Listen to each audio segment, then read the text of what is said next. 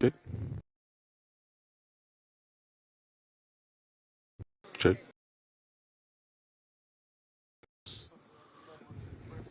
I see it. Does he see it?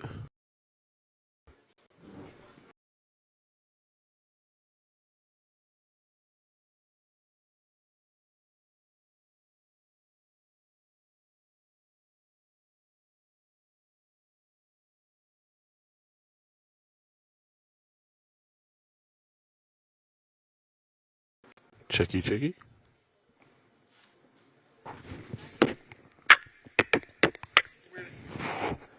What?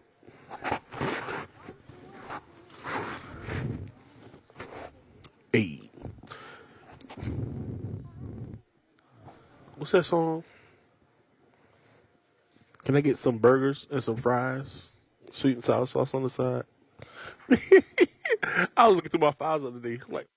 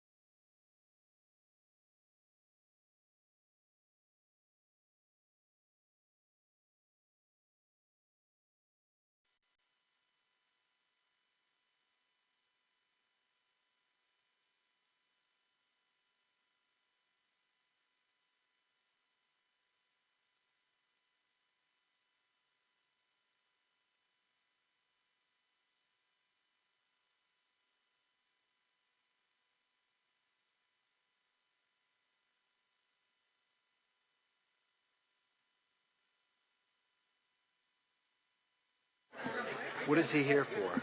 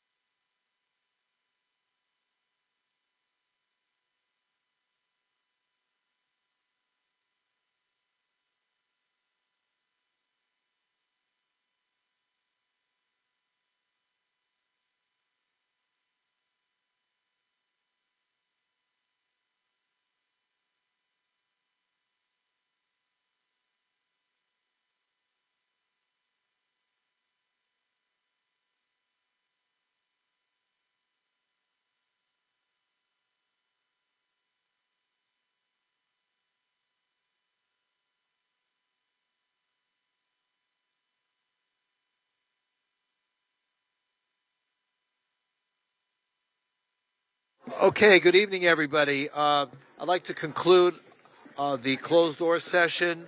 The executive closed-door session of the City Commission is now terminated, and the public meeting is now reopened. It doesn't matter. I'm just saying what has to be said. Okay, good evening, everybody, and welcome to the City Commission meeting this December 16th, 2025. Thank you all for being here. I can't make myself any louder. It has to be our audio folks. Can you raise the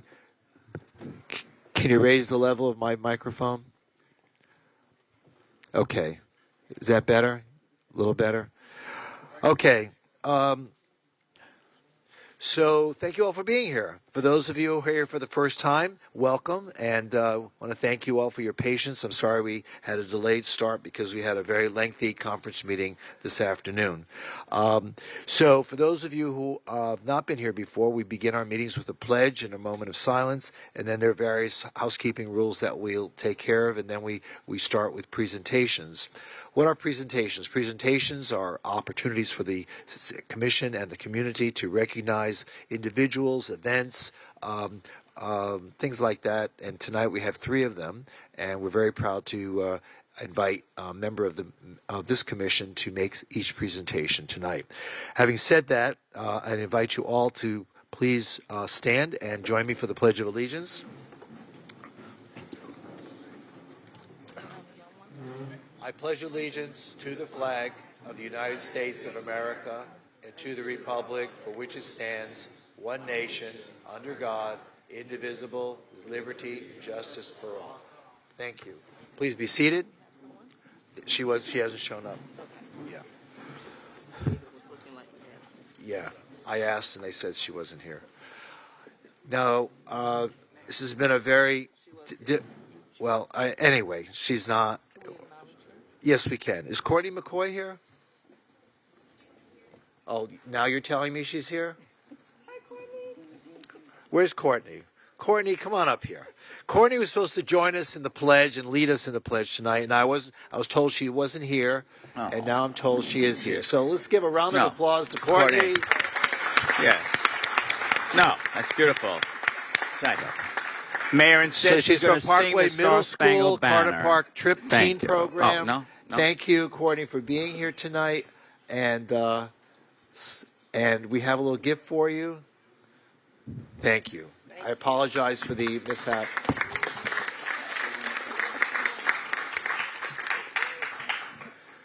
Okay. Okay. Thank you. I'll run the meeting. Thank you so much. So this has been a very difficult week for every community and those around the world, and a lot of unfortunate mishaps and tragic events occurred, and I'd like everyone to join me in a moment of silence.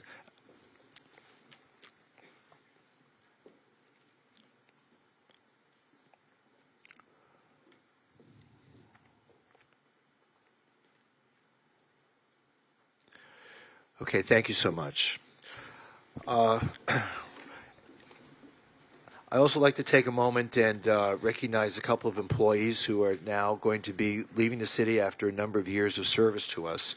First is Ernest Thiem, who's been a lead facilities worker in Public Works, has been with us for 25 years. Congratulations and thank you. And I also understand Clarence from CRA. Clarence, where are you? Clarence Woods? I think he's already left. I guess he left already. He's already gone. Wherever you are, Clarence, thank you. This would be his last meeting. He's been with us many, many years, and I want to thank him for his service and his contribution to working with us on the Community Redevelopment Agency Board. Having said that, I'd like to now ask the clerk to please call the roll. Vice Mayor Herbst. Commissioner Glassman. Here. Commissioner Beasley-Pittman. Here. Commissioner Sorensen. Here. Mayor Trentalis. Here. We have a few agenda announcements. We're going to ask that R4 and R6 be deferred. R4 is regarding the conceptual design regarding the Las Olas Mobility Project, and R6 is referring to the parking garage at Holiday Park. We had a lengthy discussion this afternoon on that, but because of some the need to find out more specific information on that, the commission decided to move it over to the first meeting in January. Mayor, can yes, I sir. just, along with that deferral for Las Olas Mobility, so I got a phone call from Mr. Weymouth while we were on break, and both he and Mr. Hudson are going to be out of the country. I think being that they're the two principal property owners on Las Olas, we may want to consider pushing it back one more meeting to allow them to have the opportunity to participate.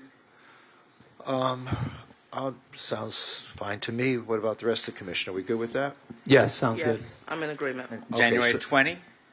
So that would be the second commission meeting in January. Okay. Thank you. Thank you for bringing that to our attention. Walk-on motion approving an increase in the contract coast capacity for talent booking agent pre-qualified pool. That'll be brought up as a walk-on. And we have a couple of agenda items. A correction, CM4, page 1, the last paragraph of the CAM was revised to correct the year from 2028 to what it should be, which is 2025.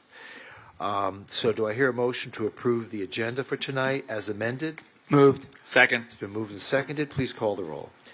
Commissioner Sorensen? Yes. Vice Mayor Herbst? Yes. Commissioner Glassman? Yes. Commissioner Beasley Pittman? Yes. Mayor Trentalis? Yes, and that agenda for tonight is now approved. So now let me begin with the presentations. I'd first like to ask Commissioner Beasley Pittman, who will be presenting a proclamation regarding the 60th anniversary of the Alpha Rho Boule of Sigma Pi Phi fraternity in the city of Fort Lauderdale. Yes. Did I get that right? Yes. Is Tim Hogan's here? Good job. Is Tim Hogan's here? Come on, Tim. Damn. Is Alpha Rho, is Boule another Greek letter that I'm not familiar with? What is that? Okay. It's coming. Get a turn. I forgot to push the button, y'all. Thank you. Good evening, everyone, and happy holidays. Good evening, everyone, and happy holidays. evening. Ooh, come on. This is a joyful time of the year, right? Okay. It is my honor tonight to be able to present this proclamation from the office of the mayor, the city of Fort Lauderdale, in recognition of the Alpha Rho Boule Sigma Pi Phi fraternity. Whereas Sigma Pi Phi fraternity, known as the Boule, is recognized as the oldest existing Greek letter postgraduate fraternity. Whereas established on May 15, 1904 in Philadelphia, Pennsylvania, the Boule was founded by the black professional men. Whereas Alpha Rho Boule, a Sigma Pi Phi fraternity, was founded on December 3rd in 1965 in Miami, Florida, under the direction of Grand Sire Archon Oliver W. Hill, was assistant with the Alpha Zeta Boule of Tallahassee and the Phi Boule of Tuskegee.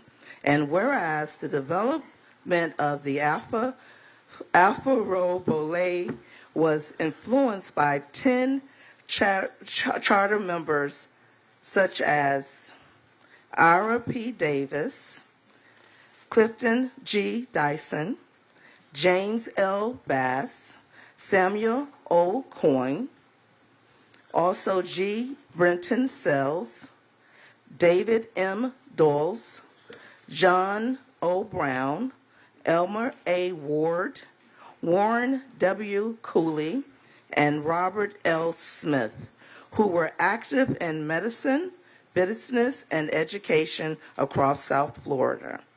Whereas among these charter members, Dr. James Linwood Bass of Fort Lauderdale's first black American dentist in 1939, and played a pivotal role in establishing the Providence Hospital, Broward County's first hospital serving the black community. And whereas over the decades, members of Alpha Rho Boule has been instrumental in advancing access to public accommodations, educations, employment for black Americans in South Florida, contributing a numerous social, and civic achievement. Whereas Alpha Rho Belay continues to serve the region through scholarships at Florida Memorial University and Florida International University, and through its sponsorship of the Black Health Summit. Whereas the City of Fort Lauderdale recognizes Alpha Rho Belay 60th dedication, achievement, and services to the community across South Florida, and appreciates its continuous commitment to serving and supporting residents and advancing education and strengthening civic lives. Now, therefore, as the city commissioners of the City of Fort Lauderdale, Florida, we do hereby proclaim December 3rd, 2025 as the 60th anniversary of Alpha Rho Belay Day in the City of Fort Lauderdale. And this was dated on December 1st of 2025 by the Honorable Mayor Dean Trantellis. If you can all, let's give us a hand. And we're going to ask Mr. Hogan if he would like to say something at this time. I'd like to recognize my colleague, Mayor Wayne Messam, who's Yes. traveled all the way from the other side of the county, from Miramar, to join us tonight. Good evening, everyone. Good evening, everyone. Good evening. To the mayor, commission, city manager, entire staff, we are so humbled for this moment. My name is Tim Hogans. I serve as the president of Alpha Rho Belay, as mentioned, here based in Miami and Broward counties. It's an honor to have served for so many years in the community, various boards and different organizations. So it's good to see a lot of friendly faces in the room tonight. But specifically, we want to say thank you again. We really appreciate it. 60 years of hard work, dedication. Within Sigma Pi Phi fraternity, there's only 5,000 members throughout the world, with most of our chapters, if you would, in the United States, one being in London and one being in Nassau. But I'll conclude there by thanking my colleagues for being here as well, the mayor, Wayne Messam, and Joseph Gay as well. There's 60 active archons within South Florida, if you would, and we're just really happy to be here. Mayor, thank you again for all you're doing and the entire commission. Thank you.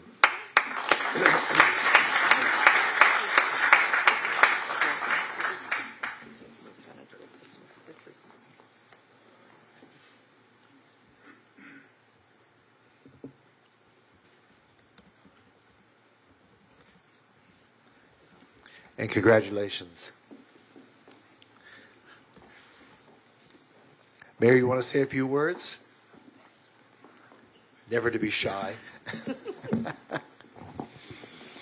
Well, it's good to be here in Fort Lauderdale in your temporary commission chambers. It's also, but on behalf of Sigma Pi Phi, Fort Lauderdale is part of our service area, and archons far and near enjoy coming to South Florida. And whenever we have an opportunity to be of support and service in our community, it is our charge. We mentor young men and young ladies as well, and our members are in various leadership positions throughout South Florida. So thanks so much for opening up your home and presenting our Alpha Rho Belay, which is our local chapter here, with such a recognition. Thank you so much. Thank you.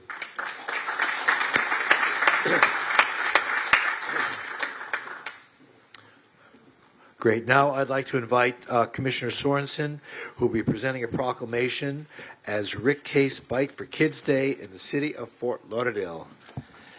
Thank you, Mayor. Mrs. Case, you want to come on up? Did Yeah. you bring anybody else with you? You have other Rita's people with mother's here with her. you? Okay. Do you want to? Andrew, do you want to come on up? You sure? Okay. All right. Rita, thank you for being here.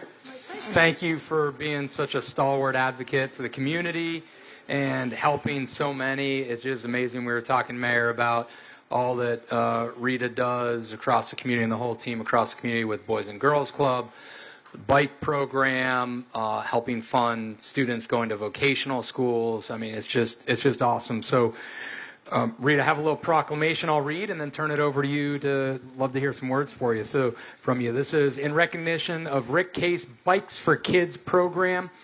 Whereas the Rick Case Bikes for Kids program began in 1982. by Rita and Rick Case and the Rick Case Automotive Group in Ohio. And whereas the Rick Case Bikes for Kids program works in conjunction with the Boys and Girls Club, local charities, churches, and schools to collect donated bicycles and share them with deserving children in time for the holidays.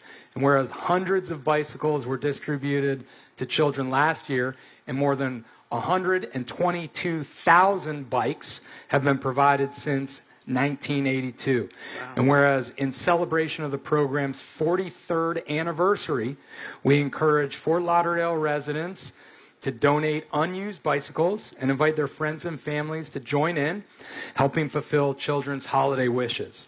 And whereas the delighted recipients are children whose holidays are brightened by the generous benevolence of the community and everyone engaged in the Rick Case Bikes for Kids program. Now, therefore, we as City Commissioners hereby proclaim December 16th as Rick Case Bike for Kids Day here in the city of Fort Lauderdale, dated the 16th of December by your mayor, Mayor Dean J. Trantellis. Yes.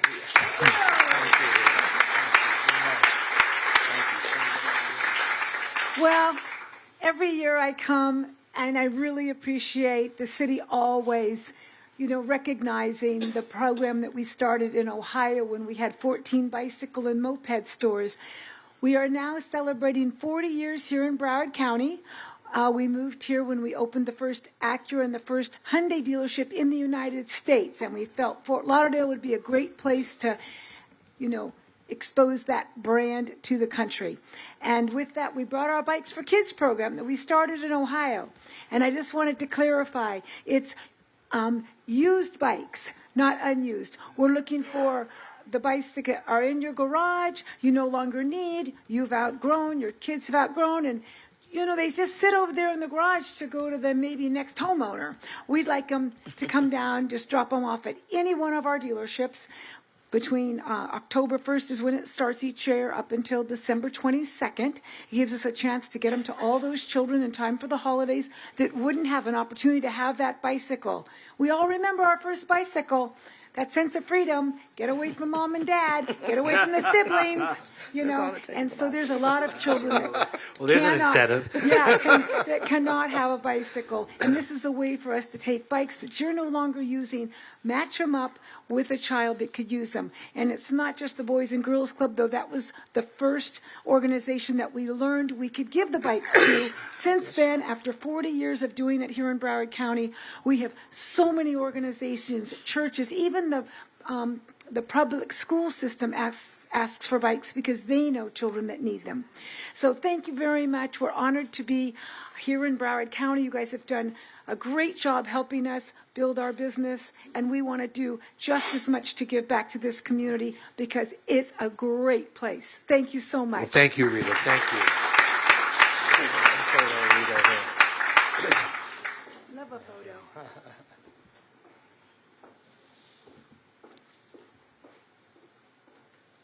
Great. Mayor hasn't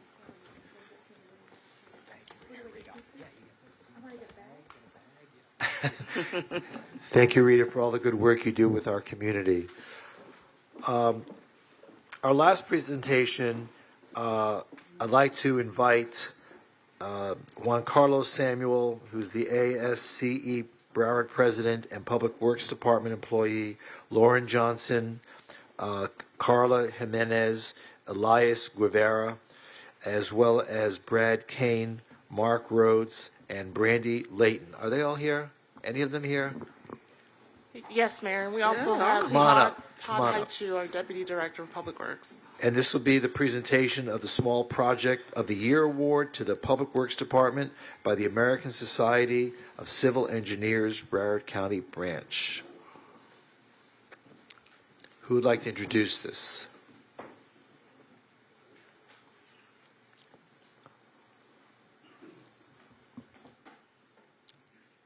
Can you push the button at the bottom of the speaker? Great. Good evening, everyone. Again, my name's... Go ahead, we can hear you. Okay. Again, good evening, everyone.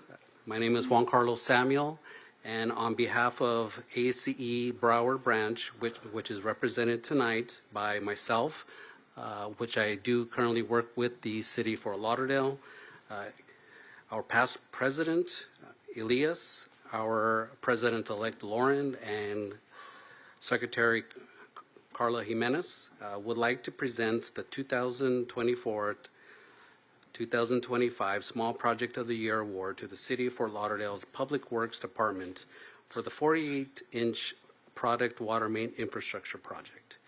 This project was designed by Chenmore and Associates and constructed by David Mancini Sons. Congratulations. Thank you.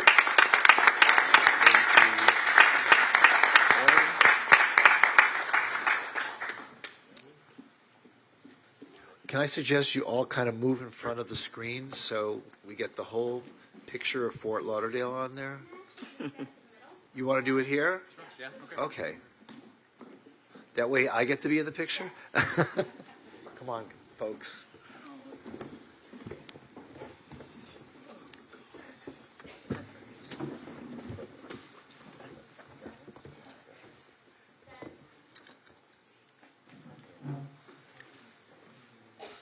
Anybody else?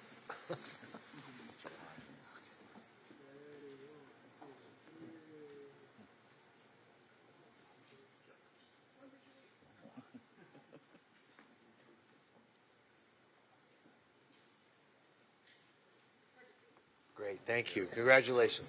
Yeah, go on. Way to go.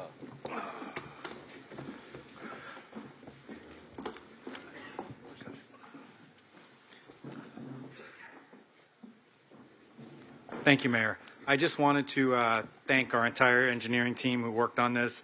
As someone who sits as the vice chair of the American Public Works Association for Broward County and my professional organization, ASC is an outstanding organization.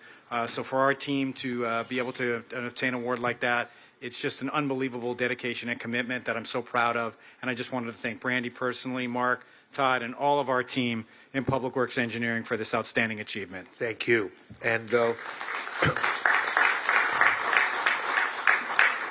this is just part of a continuing effort as we continue to invest in our infrastructure throughout the city, and we appreciate your efforts in heading up that challenge. Thank you so much.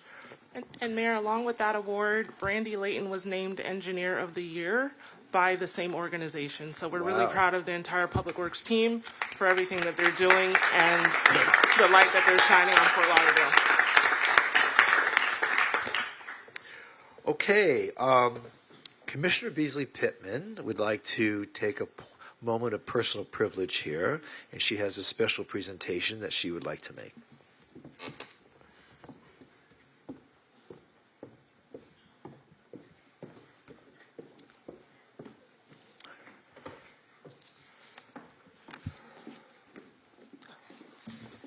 Okay, I'm back. And this presentation is really on behalf of all of us from the commission and also from the city. If I could ask at this time, Dwayne Spence, if you could come and join me at the podium, please.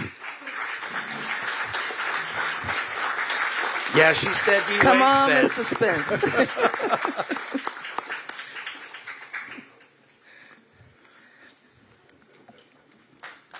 Yes, let us give him a little bit more claps there.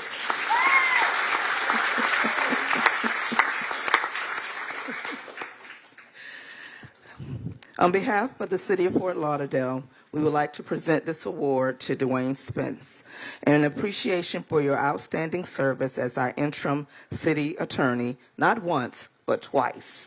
So we thank you for your service and your leadership and dedication during a critical time in our city's history. You will never be forgotten, and we are surely, truly, just have a heart for what you have done for us in this interim of time. Thank you for standing in the gap in this community. We thank you. God bless you.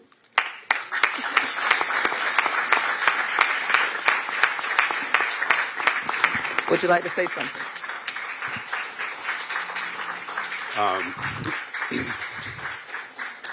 City Mayor and City Commissioners, I am, and staff and residents and neighbors of the, I really really appreciated the opportunity to have served in this capacity in the city.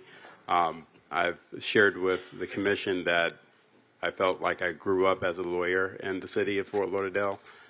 Came here in 2010 and was an assistant city attorney 1. And this organization has truly nurtured me and allowed me to grow and develop and gave me an opportunity to serve as its city attorney on an interim basis. And I really appreciate that confidence that was shown. So I appreciate this token of appreciation from you all and for the opportunity. Thank you again. Thank you.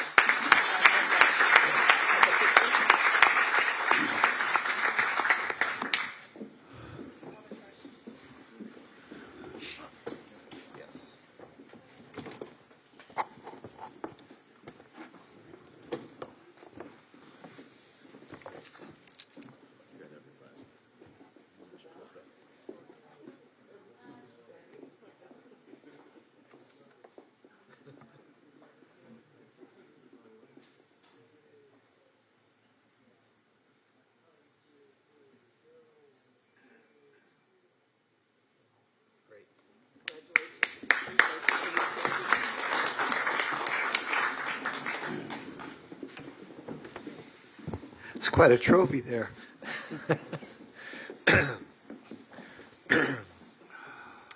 Okay, that concludes our presentations. Thank you, Commissioner Beasley Pittman, for that special recognition. And at this point, we have what we call the consent agenda. And the consent agenda is where the commission has the opportunity to vote on all the items at once, unless, of course, a member of the commission chooses to ask to pull one of the items, and we'll discuss and vote on that separately. So let me begin by asking the Vice Mayor, do you have any items you wish to pull? I do not. Commissioner Beasley Pittman? None. Commissioner Glassman? None. Commissioner Sorensen? None. Okay, I have none as well. So do I hear a motion to approve all the consent agenda items? So moved. Second. Do I hear, okay, moved and seconded. Please call the roll. Commissioner Sorensen? Yes. Vice Mayor Herbst? Yes. Commissioner Glassman? Yes. Commissioner Beasley Pittman? Yes. Mayor Trentalles? Yes, and all the consent agenda items have now been approved. If you are here on any of them, you're welcome to stay for the rest of the meeting. Otherwise, your item has been approved. We move on to M1. This is a motion approving a memorandum of understanding with the North Broward Hospital District, DBA, Broward Health, to implement a whole blood exchange program. We have several members who've asked to speak.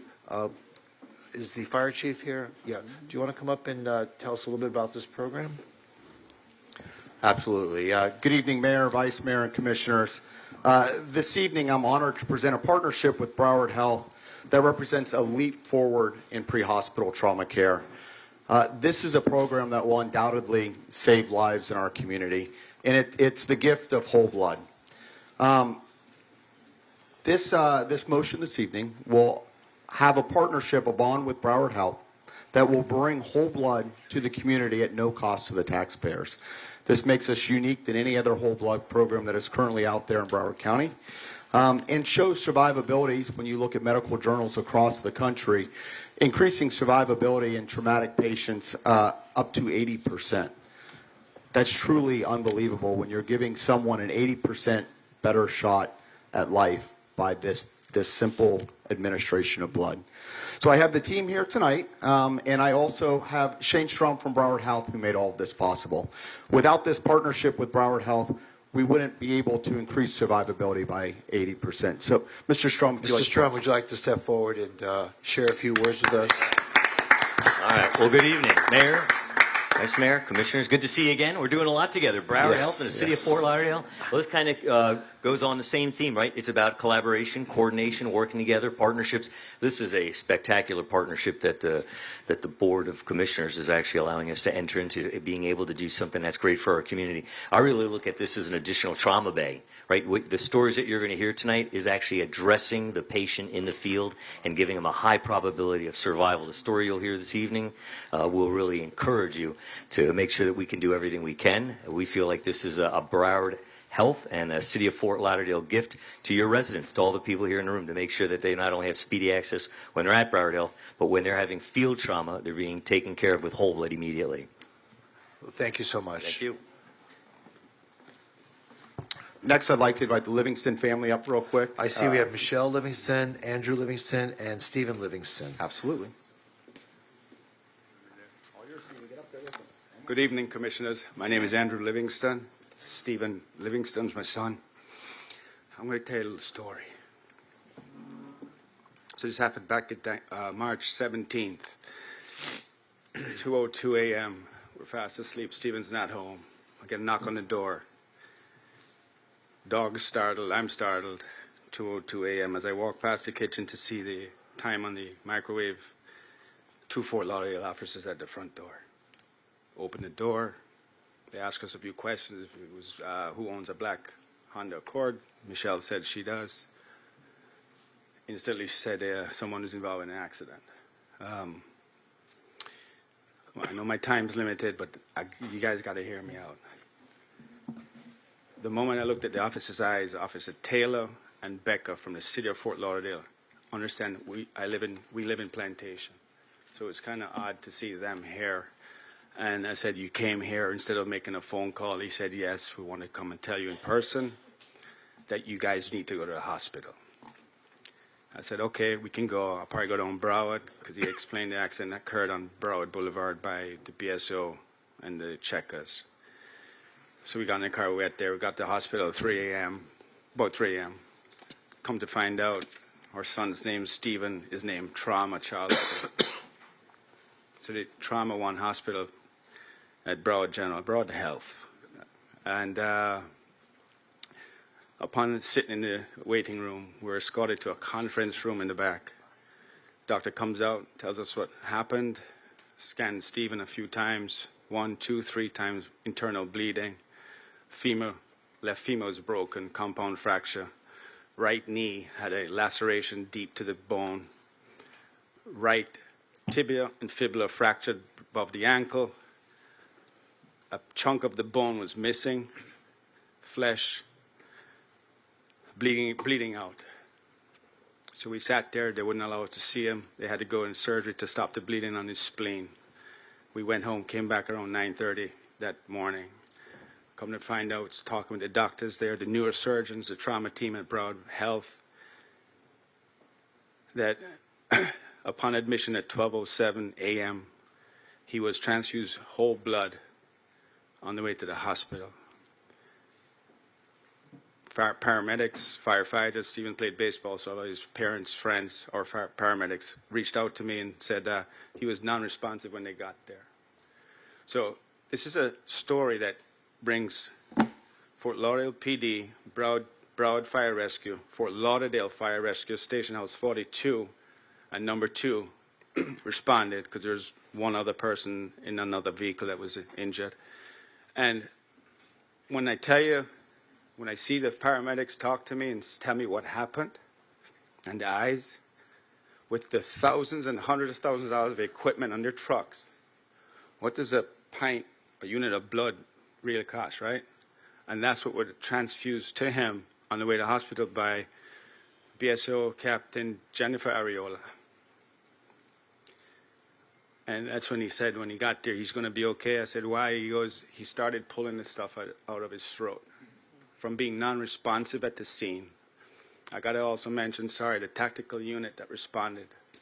I found that out when we met the firefighters at the station house. Stephen wanted to cook some barbecue for them, so we did that. That's how I got the story.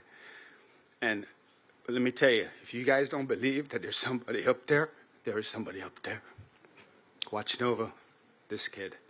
Doesn't deserve it. And the reason I say that is the tactical captain or on the unit, it's over by Federal Highway. He was getting gas for his vehicle, heading back to the station. He heard on the radio what happened. He didn't have to go respond. He made a U-turn on Broward, went over the turnpike, 95, saw the flashing lights. He was the first paramedic that was there. And then that's when he called the tactical unit to remove Stephen, extract him from the car, cutting the roof off. The whole side of the car was cut off. So this year is a good year. It's still ongoing. He still has a long journey to go.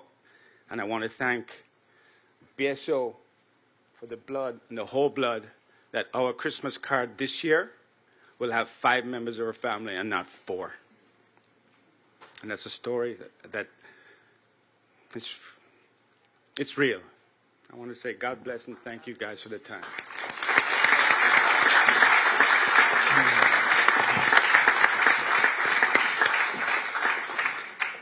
Good evening. Good evening. Luckily, I can say that I am the living, breathing reason that whole blood should be everywhere. But if you're not going to do it for me, do it for the many people who bled out and died before Broward Sheriff's Office could get there with the whole blood. And when I had the reunion with the first responders who saved my life, first of all, thank you again. But I received challenge coins. And my favorite challenge coin I received from the Broward Sheriff's Office from Dr. James Roach. And it says, "Do it for Taylor" on it. And every time I look at it, I think of all the people who bled out and died and didn't have the opportunity to get whole blood like myself. I was able to stay alive long enough until Broward Sheriff's Office could arrive with the whole blood. So if you're not going to do it for me, do it for all the people who bled out and died before whole blood was able to get there. Or if not, do it for Taylor like the coin says.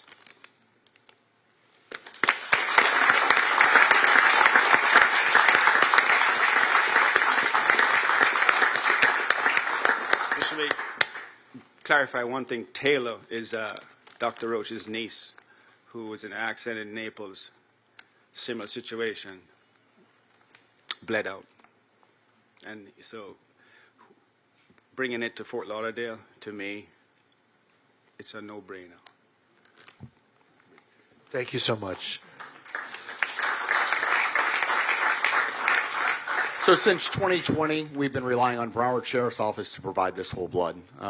This partnership this evening will allow us to administer the blood ourselves, and we'll take it further into the community. Before, we were relying on Broward Sheriff's not being on another call and being available.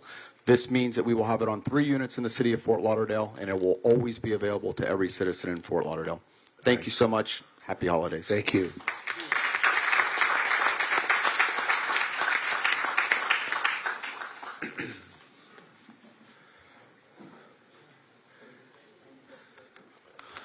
And again, we want to thank Broward Health for their partnership in this effort. Okay, moving on to R1 resolutions, appointment of board and committee members. Mr. Clerk, We still have to do the motion to approve that one. I can't hear you. We need to do the motion to approve M1. Oh, I beg your pardon. I'm sorry. Do I hear a motion to Moved. approve M1? Been moved. Do I hear a second? Second. Been moved and seconded. Please call the roll. Commissioner Sorensen? Yes. Vice Mayor Herbst? Yes. Commissioner Glassman? Yes. Commissioner Beasley Pittman? Yes. Mayor Trentalis? Yes, and M1 is now approved.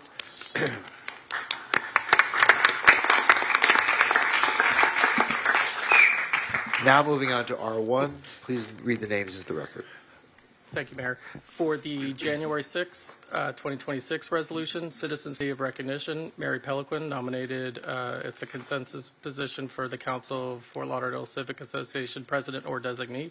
Code Enforcement Board, August Puyos, nominated by Vice Mayor Herbst. General Employees Retirement System Board of Trustees, Jill Prisley, consensus elected employee, and Paul Vandenberg, also consensus elected employee. Insurance Advisory Board, Jonathan Perillo, nominated by Commissioner Sorensen. Mark Schwartz, nominated by Commissioner Sorensen. Ted Hess Sr., nominated by Commissioner Sorensen. And Joseph Pachura Sr., nominated by Commissioner Sorensen. Police and Firefighters Retirement System Board of Trustees, Susan Grant, nominated by Mayor Trentalis. Derek Joseph, that's consensus elected employees, police officer. Keith Costas, elected employee, firefighter. Public Art and Placement Advisory Board, Phoenix Lynn Marks, nominated by Commissioner Sorensen. Walk of Fame Induction Committee 2026, Eugenia Ellis, nominated by Mayor Trentalis. Ina Lee, nominated by Mayor Trentalis. And for tonight's resolution, Beach Business Improvement District Advisory Board, Alvaro Hernandez, alternate member for representing the Bee Ocean Resort, Fort Lauderdale. Budget Advisory Board, Jason Jeffress, nominated by Mayor Trentalis. Central City Redevelopment Advisory Board, Juan Carlos Guerrero, nominated by Mayor Trentalis.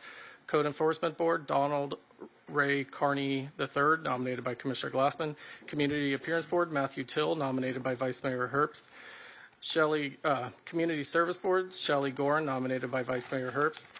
And Wisme Cias, nominated by Commissioner Glassman. Insurance Advisory Board, Steve Botkin, nominated by Mayor Trentalis. And Parks, Recreation, and Beaches Board, actually, that one is not going, so that rounds it out. Okay. Are there any modifications or additions to that list?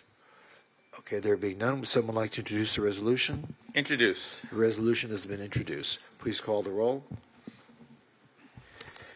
A resolution of the City Commission of the City of Fort Lauderdale, Florida, appointing or nominating, if applicable, board and committee members as set forth in the exhibit attached hereto and made a part hereof. Commissioner Sorensen? Yes. Vice Mayor Herbst? Yes. Commissioner Glassman? Yes. Commissioner Beasley Pittman? Yes. Mayor Trentalis? Yes, and R1 is now approved. I want to thank all those individuals for your volunteerism and your commitment to our community. R2, resolution accepting the 2025 State Housing Initiatives Partnership Program, that's the SHIP program, as approved and prepared by the Affordable Housing Advisory Committee, and authorizing its submission to the Florida Housing Finance Corporation. Two people have signed up to speak. Susan, are you here? Susan Sprague? You don't want to talk? Okay. And Chris Nelson, you signed up to speak.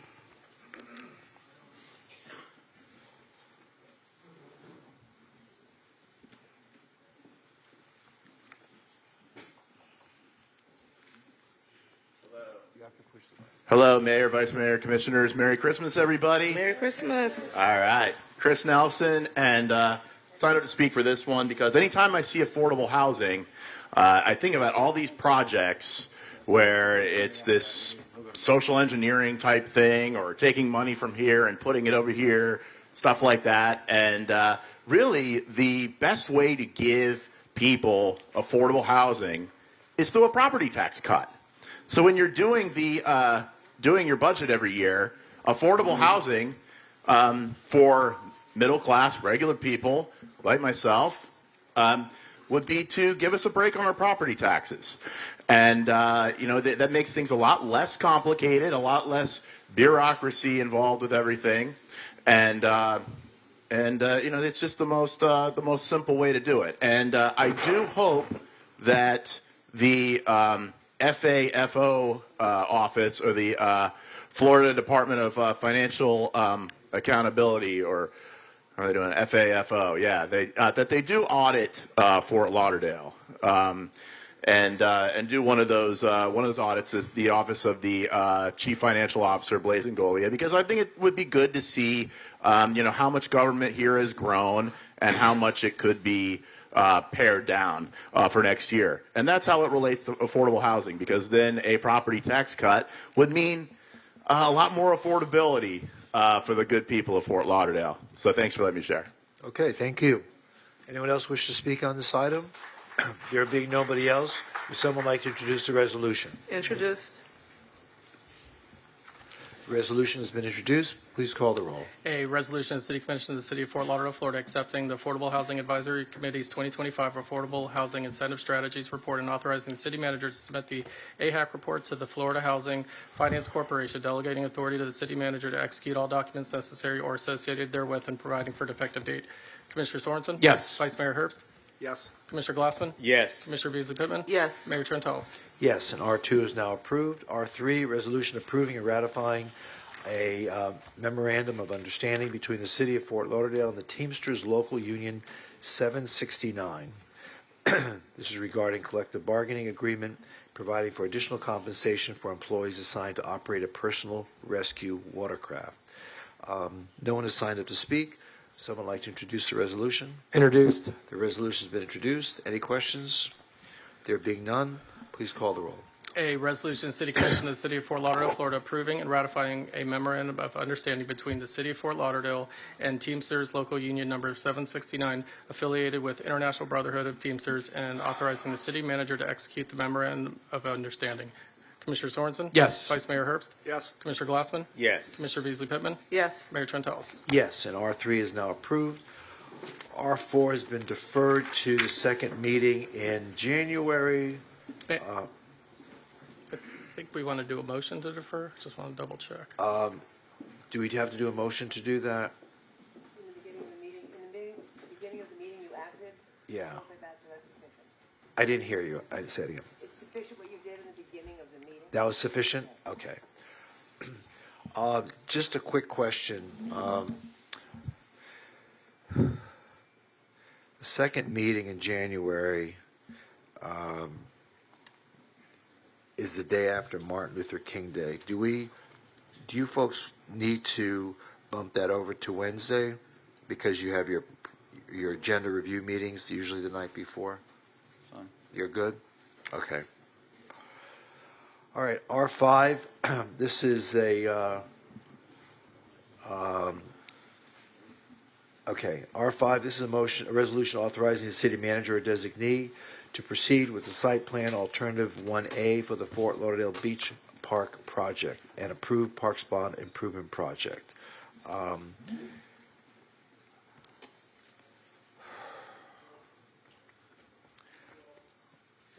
Number of people have signed up to speak on this.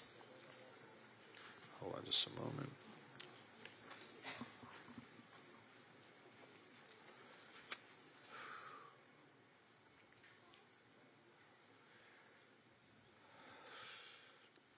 Before I go to that, I was just given a couple more. Brian, did you want to speak on the... You didn't care? Okay. And Jairus, that's all I have his name, Jairus. Is Jairus here? Okay. Those are people that wanted to speak on R4, but they were mixed in with something else. Okay, R5, this is regarding the site plan alternative 1A. A number of people have signed up to speak. I'm going to call your names three at a time, and but does the city staff want to make any sort of presentation before we begin to explain what we're doing tonight? So, thank you, Mayor. So we've discussed this item with the commission in the past during conference meetings, and we've gotten feedback. And I believe at one of our recent meetings, it was requested that we bring this item forward for discussion and for a vote. We just really need some clear direction on the alternatives and the site plan that's being proposed so that we can move forward with the design and permitting process. We do have certain obligations tied to the interlocal agreement with the Bahia Mar Community Development District with certain deadlines.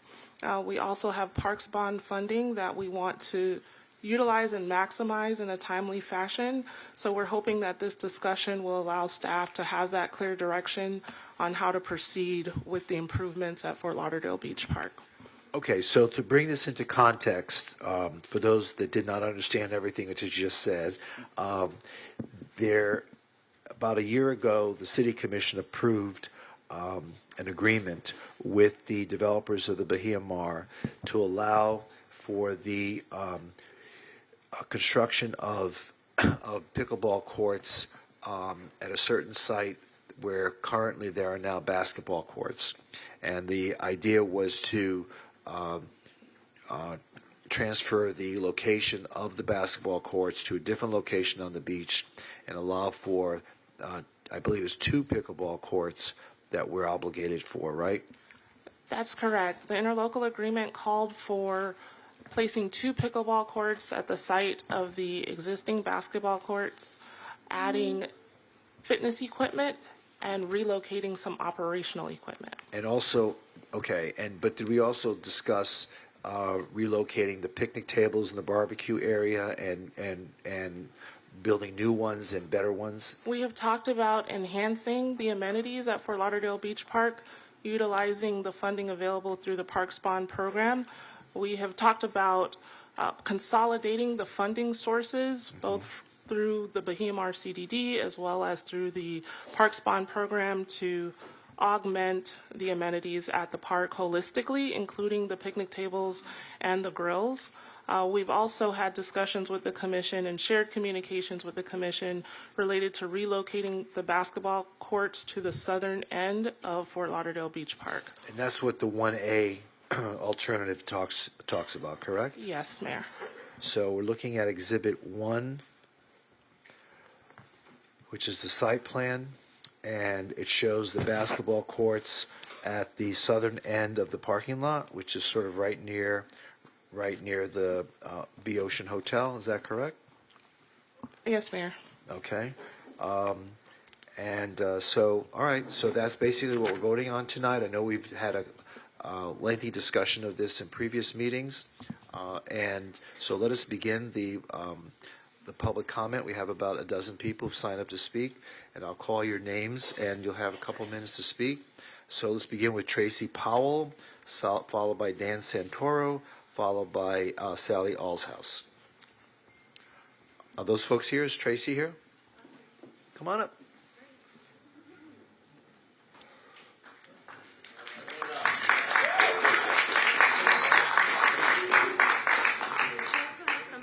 I'd like to submit for the public. I can't hear a word you're saying. You have to pull that close to you. That's it. Okay, there you go. I also have some paperwork I'd like to submit for the public record. All right, give that to the clerk, please. Who's the clerk?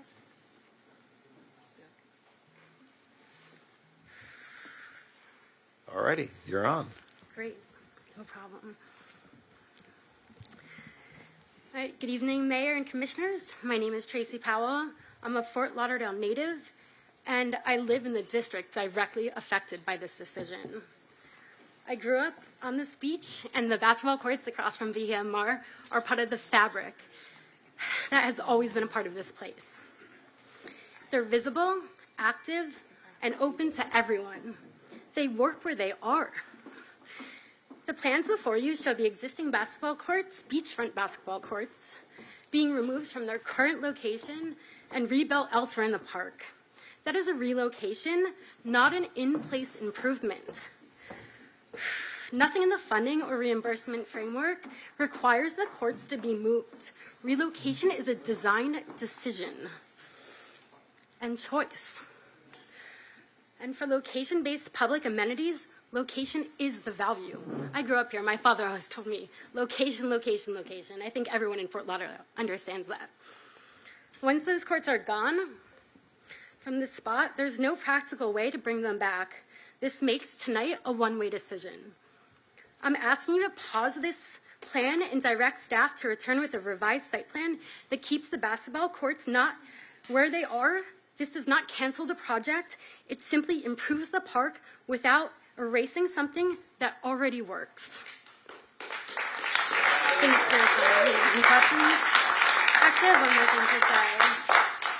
So please state clearly tonight whether you support keeping the basketball courts in their historic beachfront location. Yes or no? All right, thank you so much.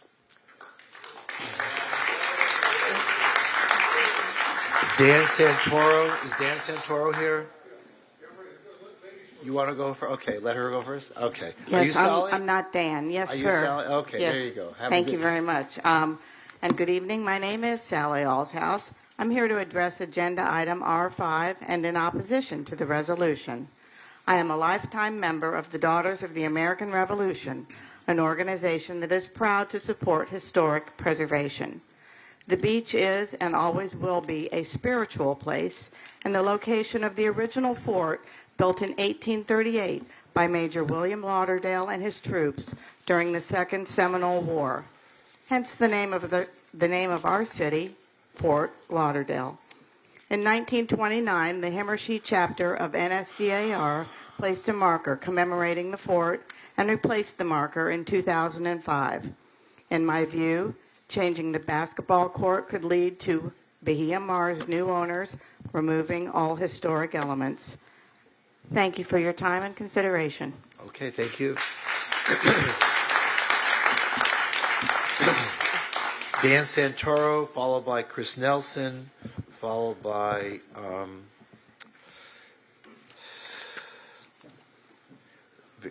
Vicky Mowry. Yes, sir. Good evening, everybody. Thank you for having me, Mayor Trentalis. My name is Dan Santoro. I first came down here on spring break 1979. And you still have the T-shirt. And I still do.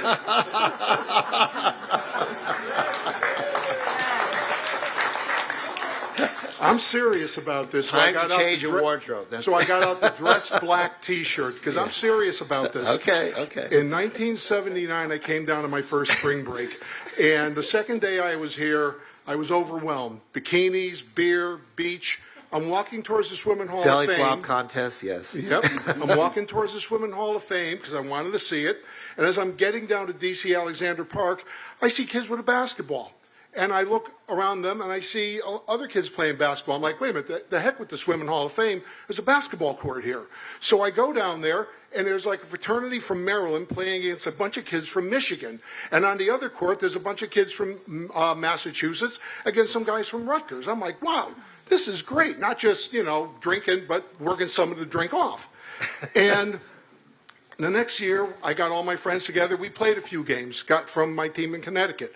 And we got together, and I never forgot the basketball courts. I moved down here in 1986, and one of my first jobs was at the Button. So we would go play basketball before we would go to work and build up a sweat and get people to come to the Button and all that. The basketball courts are not a big draw. They were back then. Things have changed. People have changed. They're not a big draw. They could be a bigger draw. But the thing is, they have been there for decades. Mayor Trantalis, as you know, I wrote this book about the history of Fort Lauderdale Beach. I could not find information as to where or when the basketball courts were originally put in the 1940s or 50s. I believe it has something to do with what was the Yankee Clipper at the time, George Gill and those people. They put the courts out there for something for their customers. But from what I understand, going back to Nikki Grossman in the 1990s, when she tried to give some of the beach away to a developer, Hugh Taylor Birch in 1904 and John McGregor Adams, they donated the entire strip of the beach to the city of Fort Lauderdale with the caveat that no commercial enterprises be built east of A1A. And if you're going to put pickleball courts connected to Bahia Mar or anybody else, that violates that, I believe. The lawyers are going to have to look into that. But the basketball courts are good where they are. I live in Pompano. Well, thank you for allowing me to speak here. But I tell everybody I live in Fort Lauderdale. Why? Because Fort Lauderdale Beach is still the best beach in America. And the basketball courts are part of it. All right, thank you. Thank you. That concludes your comments. Thank you. Chris Nelson, followed by Vicky Mowry, followed by whoever Jarvis is only using one word, one name. And you're from Loxahatchee? Are you here tonight? Is that you? And you're from Loxahatchee? I can't hear a word. Okay, Chris. Hello, Chris Nelson, and Mayor, Vice Mayor, Commissioners, you need to keep those basketball courts exactly where they are, okay? Let me remind you something. The people of Fort Lauderdale elected you, not the developers that put tens of thousands of dollars into your kitties and their overpaid lawyers and mouthpieces. Remember who you represent. You're here to protect us from people who are trying to encroach on our rights, on our public beach. And I want to point out something to you, this video that I came across that made my skin crawl. And I want to call them out by name. These were two realtors. One, Ekaterina Brozda from Brozda and Bentley. And the other one was, I can't remember her name, but it was another one. And they were there, they're there on a video for Bahia Mar realtors and the St. Regis saying, oh, okay, you see all this right here? Now, all the citizens, all the little plebes, they can still walk along the water because it's a public beach, you know. But these amenities over here, the pickleball court and all this stuff, or the basketball courts, this is all going to be gone. And the amenities are going to be yours exclusively to use. Did any of you see that video? Yeah. Who are these people? And are these the people that have buttered you up in your super PACs?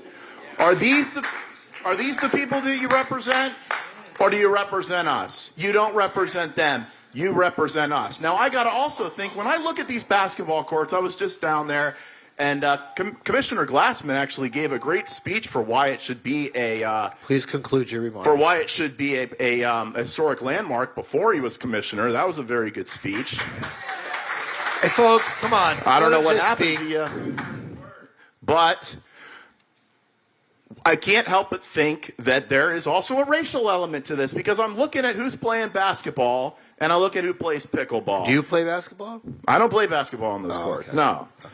But I think that we've got a situation where you're trying to move the people, the young people of Fort Lauderdale, off of our beach and put them down in a corner so rich, wealthy tourists or people that only come here maybe a couple months out of the year can come and take over that area. I'm all for redoing the grills.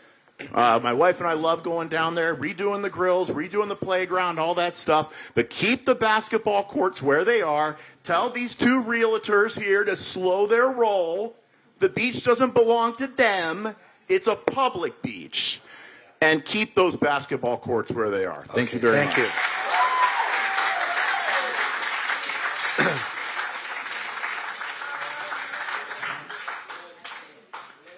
You brought your fan club with you tonight, Chris? Good evening and happy holidays, whatever you celebrate at this really fun, wonderful time of the year. Tonight, all of you have an opportunity to represent and serve the people who put their trust and their faith in you when you were elected by us. You can take a stand for the citizens of Fort Lauderdale and don't give away any public beach to any developers or private entities, anyone. The beach isn't yours to give away, even though you are part of Fort Lauderdale. So yes, it's yours like it is all of ours. Leave the court where it is. Preserve the historical marker that is there, and protect the dunes and the sea oats. And I'm sure you know what I'm talking about, because something's definitely going on with the sea oats down right there in the very spot where we're going to supposedly, possibly put pickleball courts. You might want to go take a look if you haven't paid attention to the pictures that have been floating around. Acknowledge that you erred previously on just this matter is all I'm talking about. You never had any public outreach on this. The public didn't know anything about what was going to supposedly transpire. You can stop this and you can change it, and you know you can. It might take a little bit of courage. I don't know. Do you all have it or not? We're counting on you to do the right thing, to vote no, go back to the drawing board, so tomorrow morning you could face yourself in the mirror knowing you have served the citizens as you were elected to do. Lastly, I want to thank whoever put up the signs at the basketball court and alerted us all to something going on. And that was months ago, because that lit the flame and started this fire. Thank you. Jairus? And could you tell us your full name, please? I'm Jairus. Beccaro is my maiden name. What- Goss is my last name. What's your last name again? Jairus Goss. Okay, because we need it for the record. Okay. Thank you. Yes. All right. Good evening. I'm here as an individual community member engaged in environmental, historical, and community issues. Thank you for having me from Loxahatchee now. I was born and raised down here. Under Site Plan Alternative 1A includes new earthwork and soil disturbances. I understand that through prior hearings and staff review, that these were heard already. The project has gone through. From my perspective, it's not clear where the evaluation of alternatives were done, particularly rehabilitation versus new construction. It's not documented per what I can see, how environmental impacts from repeated groundwork and soil disturbances were considered, including long-term safety and public health in the area. Public health in an area with significant historical community use. So my question to you, can you clarify for myself and a few others, who carries that long-term burden if something were to happen, and how was this decision considered? Well, this isn't a question and answer period. This is you have an opportunity to speak, and so please conclude. I'm sorry, your I remarks. believe I'm just understanding for the public to understand how we just keep moving soil and taking trees out and replanting them and not considering the ramifications of that. So I do apologize if it's not a question you can handle. Okay, thank you. Michaela Conca, followed by Nancy Thomas, followed by Sandra McCarthy. Is Michaela here? Nancy?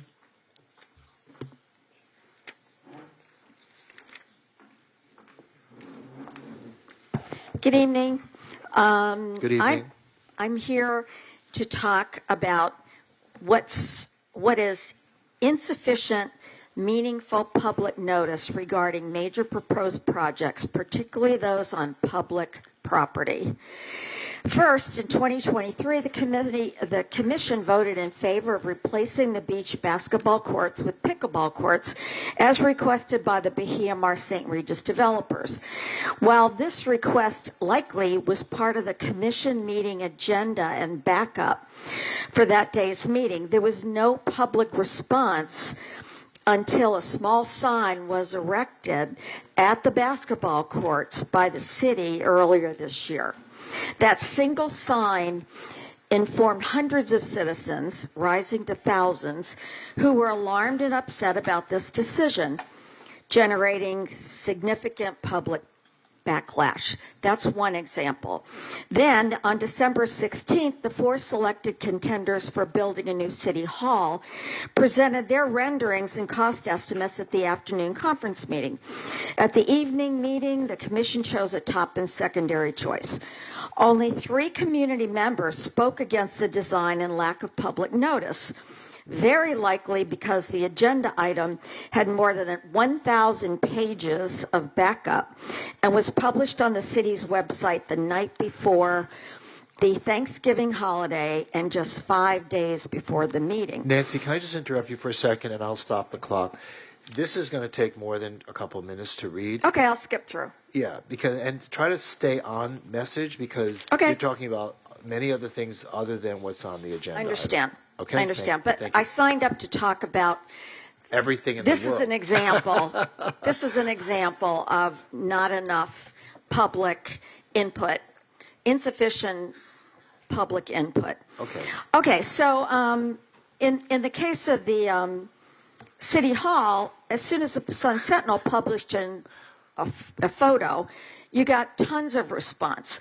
The point is that the city has defended the process used for these public projects on public property, stating that all the information is available on websites. However, Commissioner Herbst admitted that was true, but the information was difficult to find. Meeting agendas are clearly not an effective way to advise the public of important issues to be voted upon, including the basketball court issue, the 1A.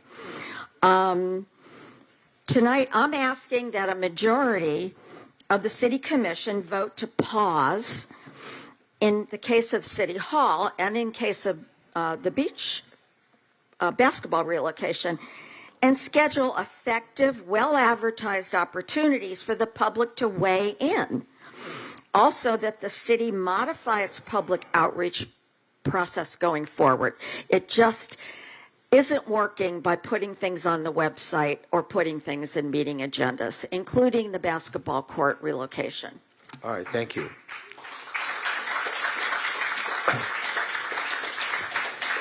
Nancy, just to give an example, with regard to the City Hall thing, we brought that up in August of this year, and we posted all 4 designs on the website, and we got over 6,000 hits. So apparently 6,000 people were aware of it. Maybe you weren't, but there were a lot of people who were. And not only that, but there were subsequent meetings in which the subject came up again and again. So unless we go knocking on your door to let you know what's happening, the city makes an effort, I think a significant effort, to try to make the public aware of what's going on, whether it be basketball courts, whether it be any issue. So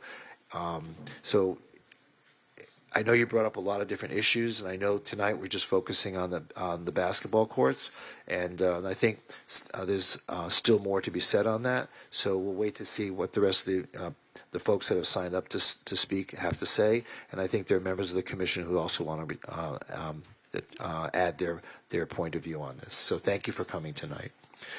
Sandra McCarthy. Sandra, are you here? No. Greg Bruton. Greg, followed by Christine DeMarco, and then Barbara Stern.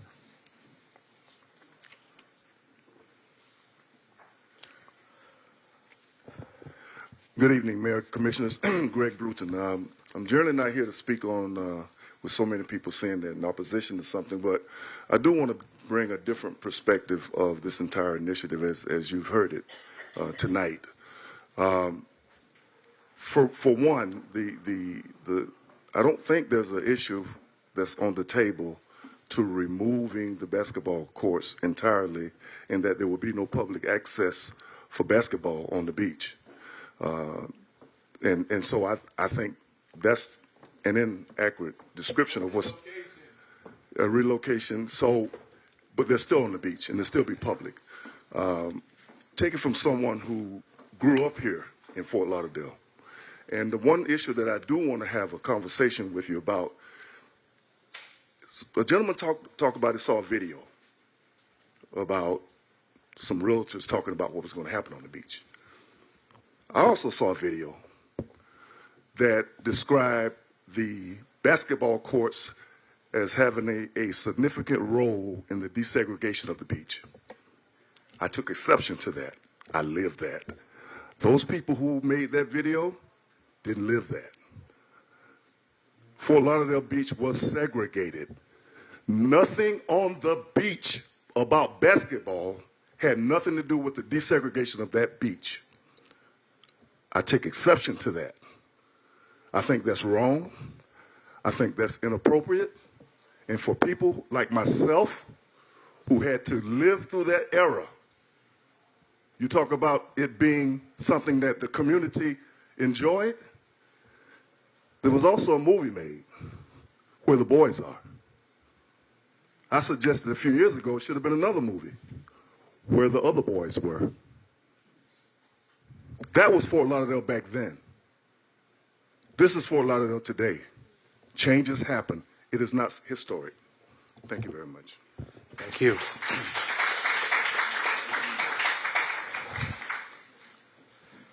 Are you Christine? I certainly am. And I'm my own person. I'm not Chris Nelson's part of his pack, just so you know. Okay. I oppose R5 25-1215. And the reason I oppose it, number one and foremost, are 2 reasons. They are public lands. Your mission statement in Fort Lauderdale as a commission and mayor clearly state the mission is to serve the public, not the developers. You are serving the developers by changing the basketball courts to pickleball courts. Send the pickleball players over to the fort. They have plenty of space.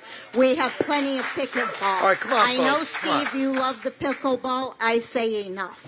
Secondly, there are environmental issues that have not been disclosed nor settled on with moving the basketball courts, they'll never get built, because if the EPA comes in and sees where some of the alternatives might be, they may never, like I said, get built because of the environmental issues. Tate also stated that he'd be happy to concede to the basketball courts if he had not printed marketing material and spent hundreds of thousands of dollars, and I heard this live.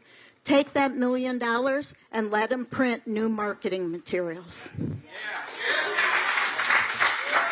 I just say no. I hope you all will say no too, because it's the right thing to do for your residents. Thank you.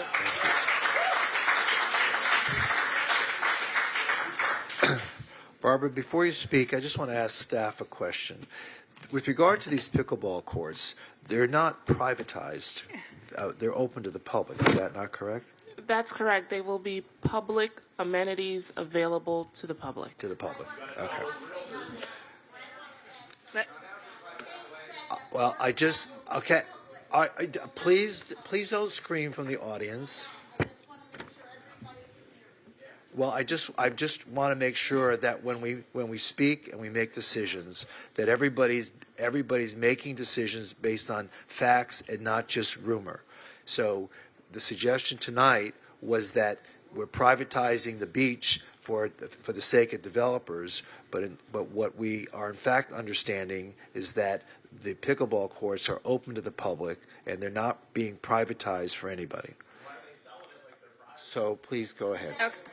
Well, on that note, Barbara Stern, proud resident of Fort Lauderdale. And Mr. Mayor, you might be interested in hearing this description from the St. Regis Bahia Mar.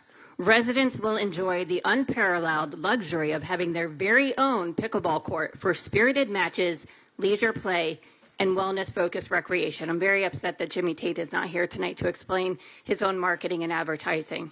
They have advertised as an amenity beach basketball courts, not nearby amenity. They declared as their own amenity. So I think the public has pickleball courts. You said basketball. Excuse me. Pickleball courts. Okay. They have advertised it as their own amenity. It doesn't advertise as a nearby amenity, their own. Mr. Mayor, you do real estate. One cannot convey a greater interest than he or she owns. They don't own that land. They cannot advertise it as theirs. I'm it not is disagreeing a public. with you. You're 100% it should be a public. Correct. Well, Mr. Tate should be able to And that's answer why his that's why I wanted to advertising. clarify it before you spoke that this is a public amenity. It's not. Can we pause? Do I get my time paused? Don't worry, you'll get your time. Go ahead. Well, that is where a lot of this outrage is coming from, Mr. Mayor, because you sat here and just said just minutes ago that there's public outreach even for the basketball courts. Would it surprise you that after a meeting a couple of months ago when we had to hear from Commissioner Glassman that there wasn't enough outreach about Melrose Park for 10 years, I did a public records request for the outreach that was done about converting the basketball courts to pickleball courts. The answer from staff, in response to your request, staff advised that there are no responsive records. There was no public outreach. You yourself admitted that on the record, January 9th, 2024.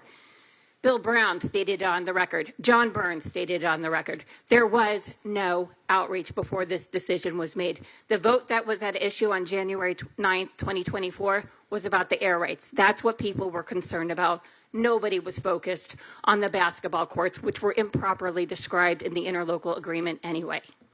Mr. Mayor, you guys have a chance to do the right thing. The interlocal agreement specifically states that the city possesses the authority to substitute and replace certain improvements as may be reasonably necessary based upon certain costs, permitting, and other factors. Any substitution or replacement of improvements requires consent of the CDD, which shall not be unreasonably withheld.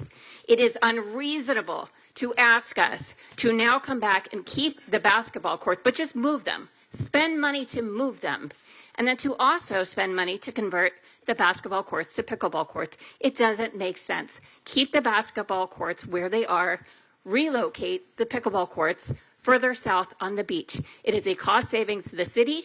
It makes more sense. You're not disrupting the environment. And it is unreasonable to say that the people at the Bahia Mar cannot walk less than a quarter of a mile to a public pickleball court. They are not theirs. They are not exclusive to them. It is not their very own. They are there for the public. And if the public can walk to them, so can the people from the Bahia Mar. Okay.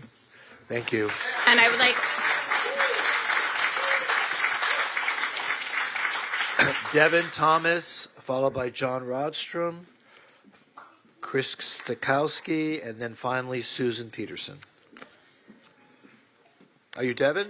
Yes. Good evening, Devin. Hi, good evening. Good evening to the mayor, vice mayor, commissioners, general public, both those here for preserving the courts and those in opposition, because God is love, so we love everybody. That's the first principle, so I want to get that understood before I convey my message. So first and foremost, I want to be thankful for this opportunity during the holiday season, everybody getting ready to be around their family. Everybody loves to be around the family around this time of year, whether you've been through good or bad, because it allows you to be able to reflect on the ups and the downs. I remember times during 4th of July, during Memorial Day, when I've been out by the courts, been able to have time with family, friends, loved ones, and be out there and really just have a good time. I don't know if any of you guys play sports, not even basketball or pickleball, just any sports if you're athletic, exercise, because it's great for your health. And there's an acronym TEAM, T-E-A-M, taking exercise as medicine, which is what I employ, and a lot of people use those holistic practices through methods like basketball and other methods as well. So I just think that as far as the public land is concerned, again, it is public. So through the public process, we have to make sure that the whole public is in agreement with it. And I think the overwhelming majority is not in agreement with this. And I personally, through my studying of law, am willing to, as a public resident, be able to take what legal action I need to if the proper justifiable action is not taken on behalf of the people. And I know there are people that are with me. So we will go as far as it takes to make sure, if it is voted against, that we can make sure that the proper legal actions are justified on the environmental end and for the rights of the people. I had a lot more I want to say, but I'm going to keep it short because actions speak louder than words. So I just want my actions, if the right actions are not taken on your end, because you all have a conscience, you all know in your inner compass what's right. And I think I don't need to say too much more. You have a great evening. All right, thank you. Is John Rodstrom here? Oh, John? Okay. Mayor, commissioners, vice mayor. I come here as a third-generation resident for Lauderdale. I grew up about a quarter mile away from the basketball courts. What are we doing here? I mean, seriously, what are we doing here? What we're doing is giving a developer who has already gotten so much from our community even more. 10 years ago, we gave them a piece of land, a public piece of land, for almost nothing. And for years, I've been told, well, we're going to get all these tax revenue from the development, which hasn't really happened yet. The buildings haven't started. We're still kind of waiting. And then we gave them the air rights, and now we're giving them part of the beach. And when does it stop, right? So Barbara Stern read an out for you guys in the contract, and it talked about the authority the city has to substitute or replace certain improvements. One of those things is costs. This project is costing much more than you all originally contemplated when this happened, even though we didn't really contemplate this at all. Most of you didn't even know this was part of the interlocal agreement. But it also says other factors. Do you know what an other factor is? Our community, the people in this room. That's an other factor, right? So you look at that. You have the absolute ability to change this contract, right? Public land, guys. I mean, how many times do I have to come here and beg you, please just take care of our public land? You ask why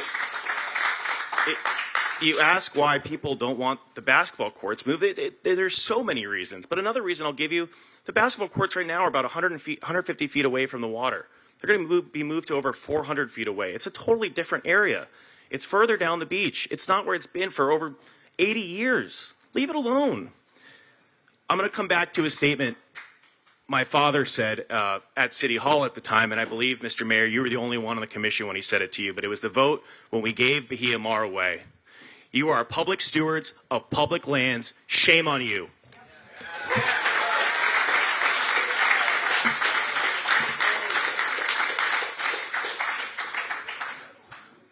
Mr. Stakowski.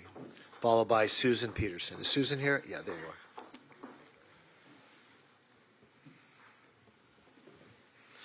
So how did we get here? We got here because we didn't know anything about this until a little yellow sign was put on the beach, which shows lack of transparency on your part. You, the people we elected to protect and serve us, not the developers. This is getting really crazy how every time we turn around, there's another land deal going on in favor of developers. Why? Why do it? It's fiscally irresponsible to spend more money to move what is iconic desegregation era basketball courts. They've been there for decades. I'm fifth generation Fort Lauderdale native. You don't need to spend the money to build more basketball courts. Leave them where they are. Move the basketball courts down around the corner, across the street. You know, currently, Bahia Mar has pickleball courts. Anybody knows that, right? They're empty. There's plenty of land over there for Mr. Tate, and his $2 billion project will not be blown because of his pickleball courts. What will happen is we will not be in support of any of this stuff. Your lack of transparency has caused all this. Each and every one of you that voted to go ahead and keep pushing this along and deferring it and deferring it and deferring it, it's ridiculous. We don't deserve this. We didn't elect you for this. And if you're not going to represent us, I got one word for you, all of you, recall.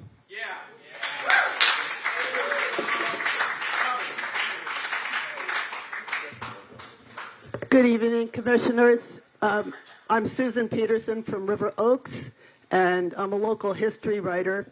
And here is the ad that was in the Sunday New York Times Magazine on December 7th. Exquisite, where beach meets bay. Here's the picture. There's a very pale lady's legs. Her head's on she's lying in a hammock. There's nobody there. No children, no family, nobody else. It looks like Little Palm Island or something. And there's a man, I guess that's her servant, in white clothes with sunglasses, and he's got a tray in his hand with a drink. So this is the image they're projecting. Who is they? That's not our Fort Lauderdale, our fun, sexy, sporty city with opportunities for everybody. And right now, last night I went to the Savor Cinema. They had a special program, and it was about desegregating an amusement park right outside of Washington, D.C., and how they did it.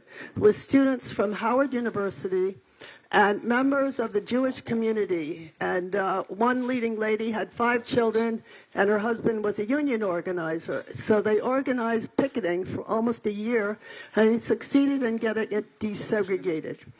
I've heard some talk about this St. Regis is supposed to be like Monaco and Fort Lauderdale. My Monaco connection is my swimming coach, Mary Freeman Kelly, was Princess Grace's sister-in-law. She was married to John B. Kelly Jr., who was at one time, before he died, president of the Hall of Fame and head of the U.S. Olympic Committee. These were wealthy people who gave back to the community. They did not live a life of luxury, or they could have. And I was watching on TV before I came here. There was the wonderful Rita Case receiving the award for donating over 100,000 bicycles to children. How can you not recognize that this is a treasure of a city, one of 4 beach basketball courts in the whole country? How can you, before Christmas, even consider taking away this amenity, which has been here since the mid-'60s. I first came here in '62, and I did not know the beach was segregated, but my first national championships, I had a taste of segregation when I flew through Nashville to Bartlesville, Oklahoma, to the headquarters of Phillips 66 Oil Company that had a swimming pool in their corporate headquarters. And there in Nashville, I saw for the first time colored and white bathrooms and drinking fountains. My coach was a black prison guard, Navy veteran. We used to meet him at a pool in Harlem. We're not talking about desegregation tonight. We're just talking about Well, I'm talking about it because courts. it's a very important issue that we should look at this as a community I know, but treasure. your time is up. My last remark is going to be, I can just imagine the salespeople saying, we got to get those people out of here. We can't have them opposite our sales office. That's my impression. Okay, thank you. Is Dana Coronado here? You just signed up. Anybody else wish to speak on it? Come on up. Anyone else wish to speak on this item? Okay, did you sign up? You have to sign up. Go out in the front and sign up.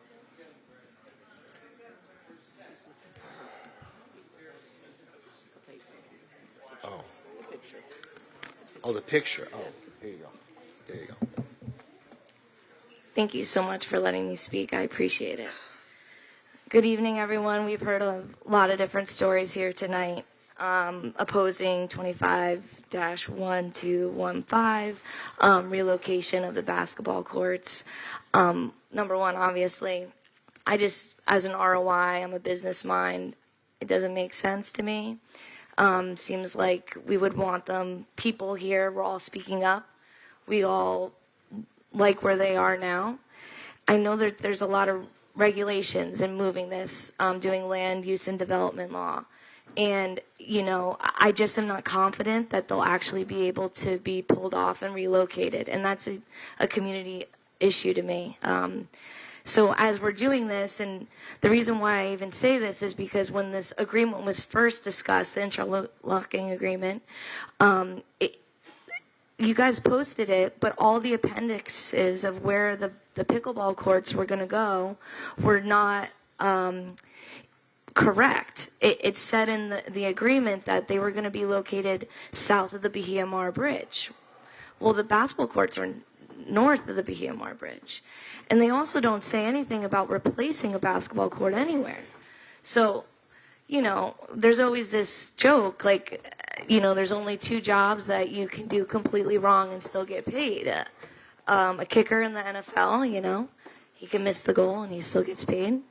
And, the weatherman, you could predict the weather wrong, he still gets paid. And also the Fort Lauderdale surveyor, because he didn't put anything in the right places, and yet he still gets paid. And who pays that cost? Right? The people. We're all paying that cost. And, listen, you could have got 6,000 clicks, but those clicks didn't see the right appendix. They didn't show the right agreement. So that's concerning to me, because did the people really know? So once the people did find out, the signs were posted up, we started contacting, we started organizing, and it was beautiful. What a beautiful community we have that stood up for this, and I'm proud to be part of it. My last point would be is basketball, as a citizen here, I grew up playing basketball on those courts. I went and played in college. That led to a great business career. I not only, went to law school, got my MBA, and I step out on those courts, and every single time, those men, those boys I'm playing with, you take that shot. You hit that basket. You deserve to be out here. You deserve to crush it. And what do? I go out in business. I crush it. I speak up. I come to a meeting and I stand up. I learned that from my community. And you know what? I don't know. They don't give NCAA pickleball scholarships yet.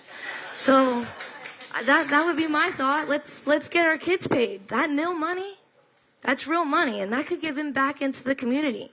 And we wouldn't have to wrangle over $1 million. Those kids are making millions. All right. Thank you so much. Thank you. Thank you. Greg Risley.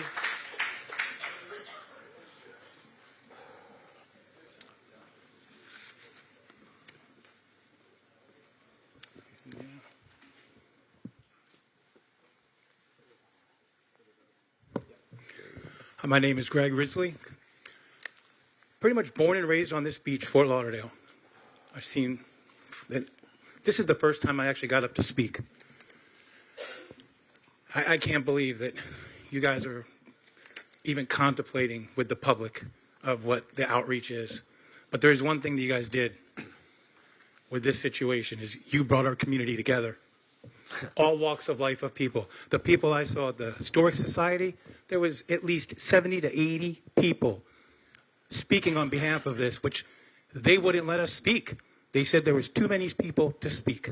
They were going to deter us till the next month. So how can we vote tonight on something that the Historic Society said we have to wait 2 months now or January to speak? It's something that Commissioner Glassman, you spoke heavily of in 2017. I didn't know you then. I campaigned for you after hearing that speech at City Hall at 2 in the morning. And at that time frame, all that was talking about was the public, I guess, the public land. I don't know if everyone understands that Bahia Mar, we own that land. At that time frame, it was how could they sell condos on public land? Because it would be technically a co-op. And would we have access to walk around the marina or a bike ride like we do? They wouldn't give us an answer at that time frame. The developers actually then later on said, oh yeah, we're going to have this area that will do this and for the public to go. That was 2017. Now it's 2025 and we're fighting. No one's even talking about that. We're talking about the beach. I rented beach chairs on the beach for Mr. and Mrs. Perry for 25 years. I was blessed every day to go to that beach. I saw hotels come down, hotels build up. I saw the Ocean Club next to the beach place get tore down where the candy store was. You were talking about belly flop contest. The first time that something was going in that hotel wasn't the Ritz-Carlton. It was the St. Regis. That was built as the St. Regis, and something happened later on, and they went bankrupt, and Four Seasons bought. So what happens when this happens to St. Regis now? Ritz-Carlton. Or Ritz-Carlton. And it didn't go bankrupt. They just rebranded it. They were taking deposits as the St. Regis, condos as the St. Regis, and then they rebranded. What's it say? They don't do that now. I don't know. Yeah, I mean, it's the public wants. We're talking the about beach. basketball courts Yeah. here. Now I'm talking about hotels. The public, it seems, really wants their beach, and it's not pickleball versus basketball. It's the public beach. Okay. Versus our developers. All right. Thank you so much. Thank you.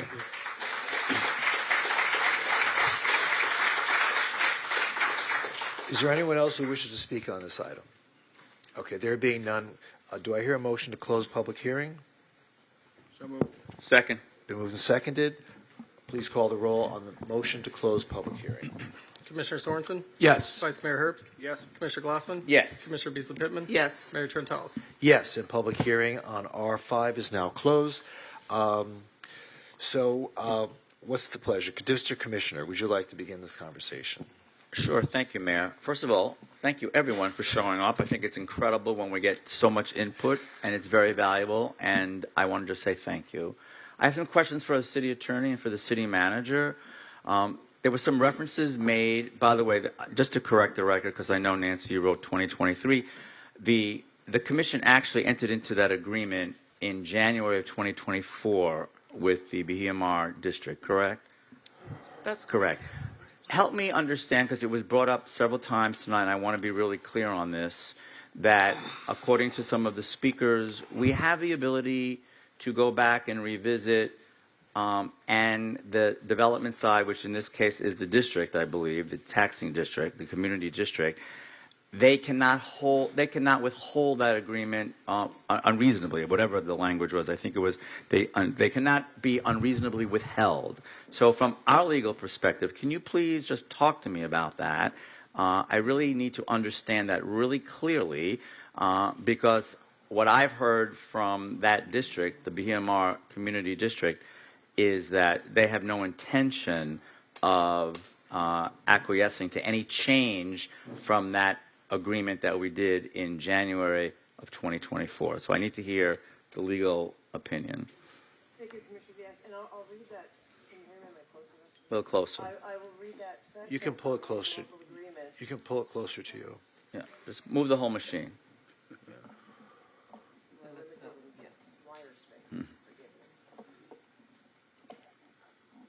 I'll read that section from the interlocal agreement. It is paragraph 3.3. It's on.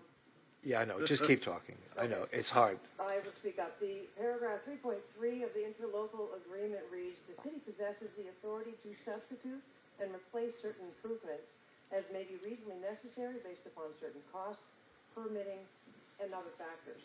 Any substitution or replacement of improvements requires consent of the CBD, which will not be unreasonably withheld.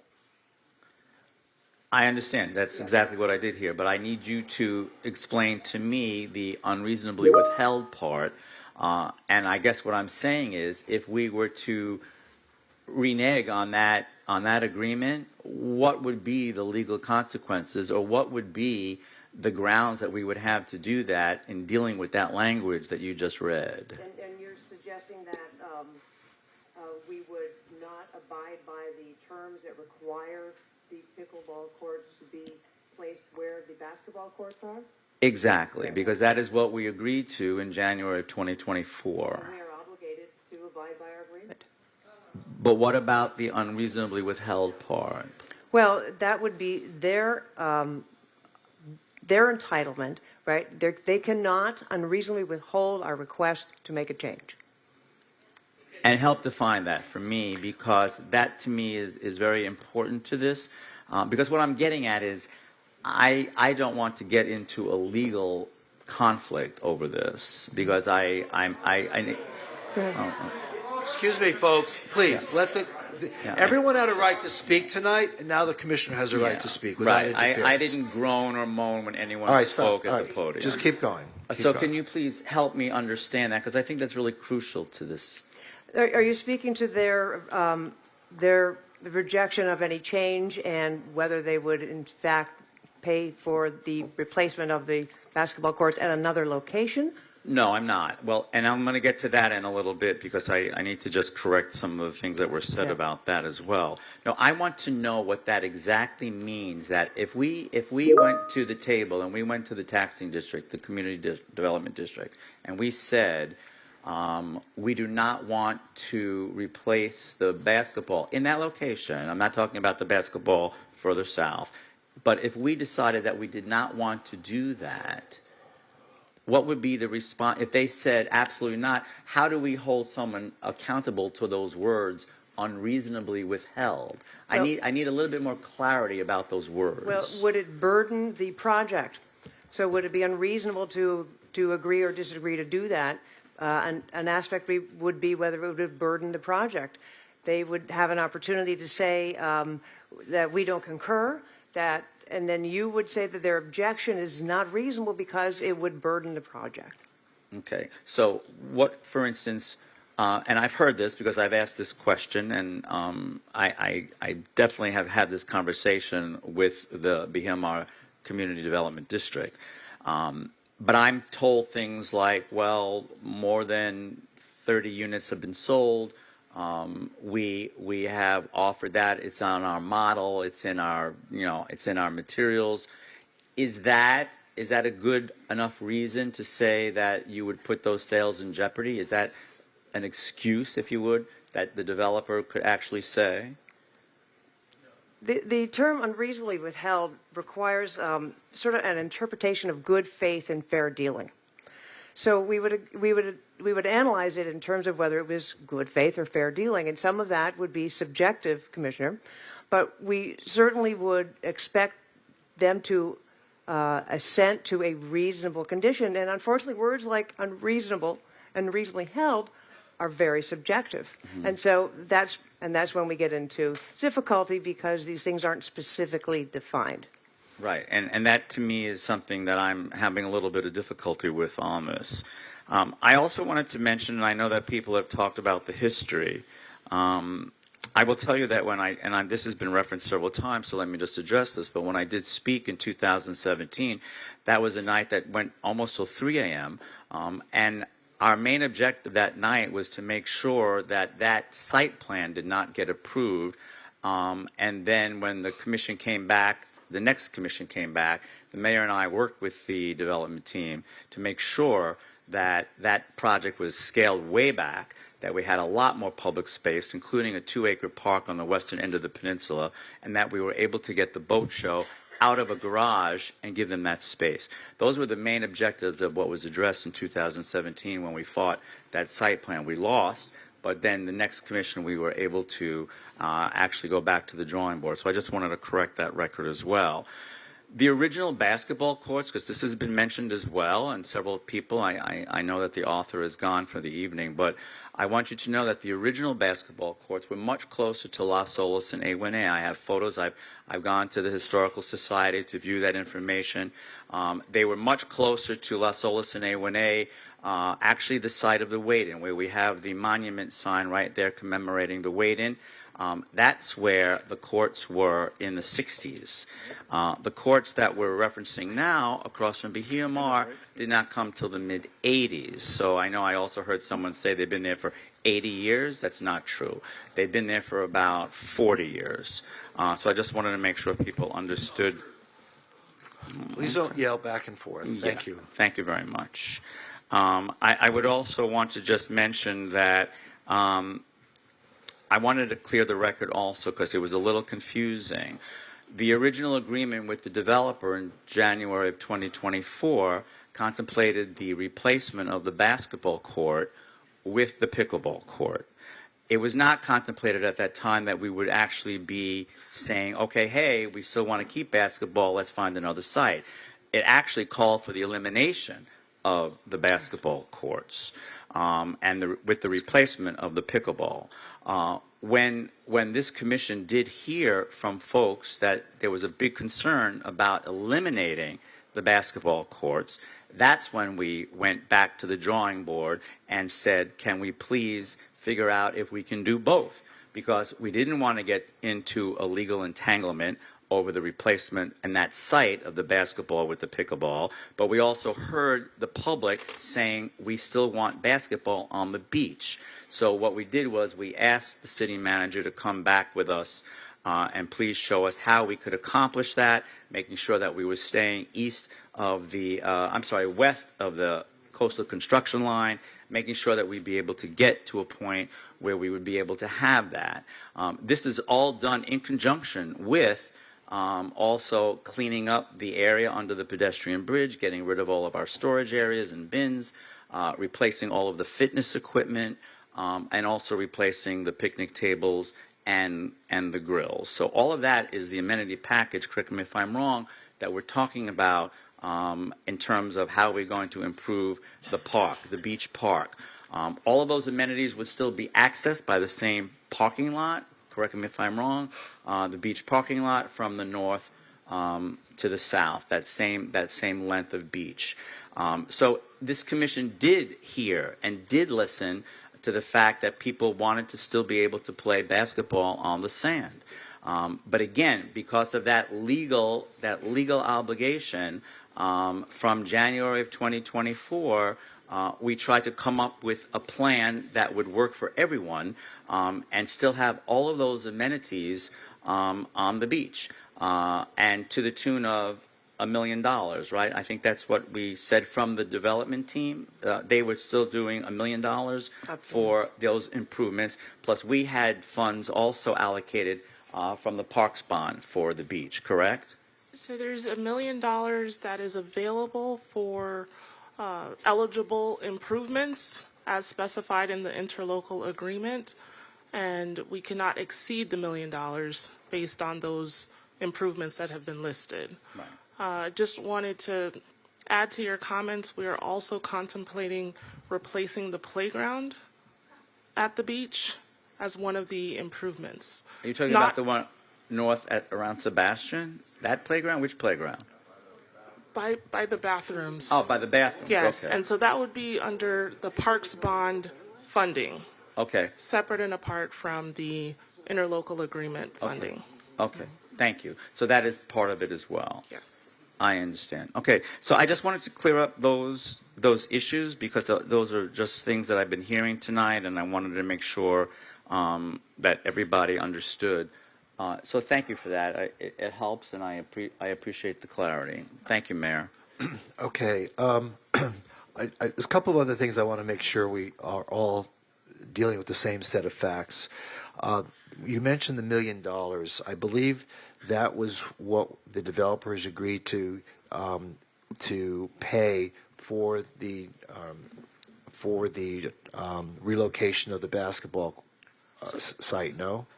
I could clarify that, Mayor. Could you do that for us? The $1 million would be available. And I apologize. Let's be precise on this because we've had a lot of conversations between developer and CDD. So be very, very precise. You know how I like precision in the Which language. entities we're talking Which about. entity we're talking about. So I think it's very important in this conversation to know who's offering to pay for what. Absolutely. So the interlocal agreement that the city has with the Bahia Mar CDD calls for up to $1 million to be provided to the city for eligible improvements. Right. In addition, the developer, which is separate from the CDD, has offered to contribute $500,000 toward the relocation of the basketball courts. Okay. And could I interrupt on this? Because I had a conversation earlier today, and that's not the takeaway that I have. The takeaway that I have is that the developer has offered to advance funds to the CDD because the CDD at its inception has no money.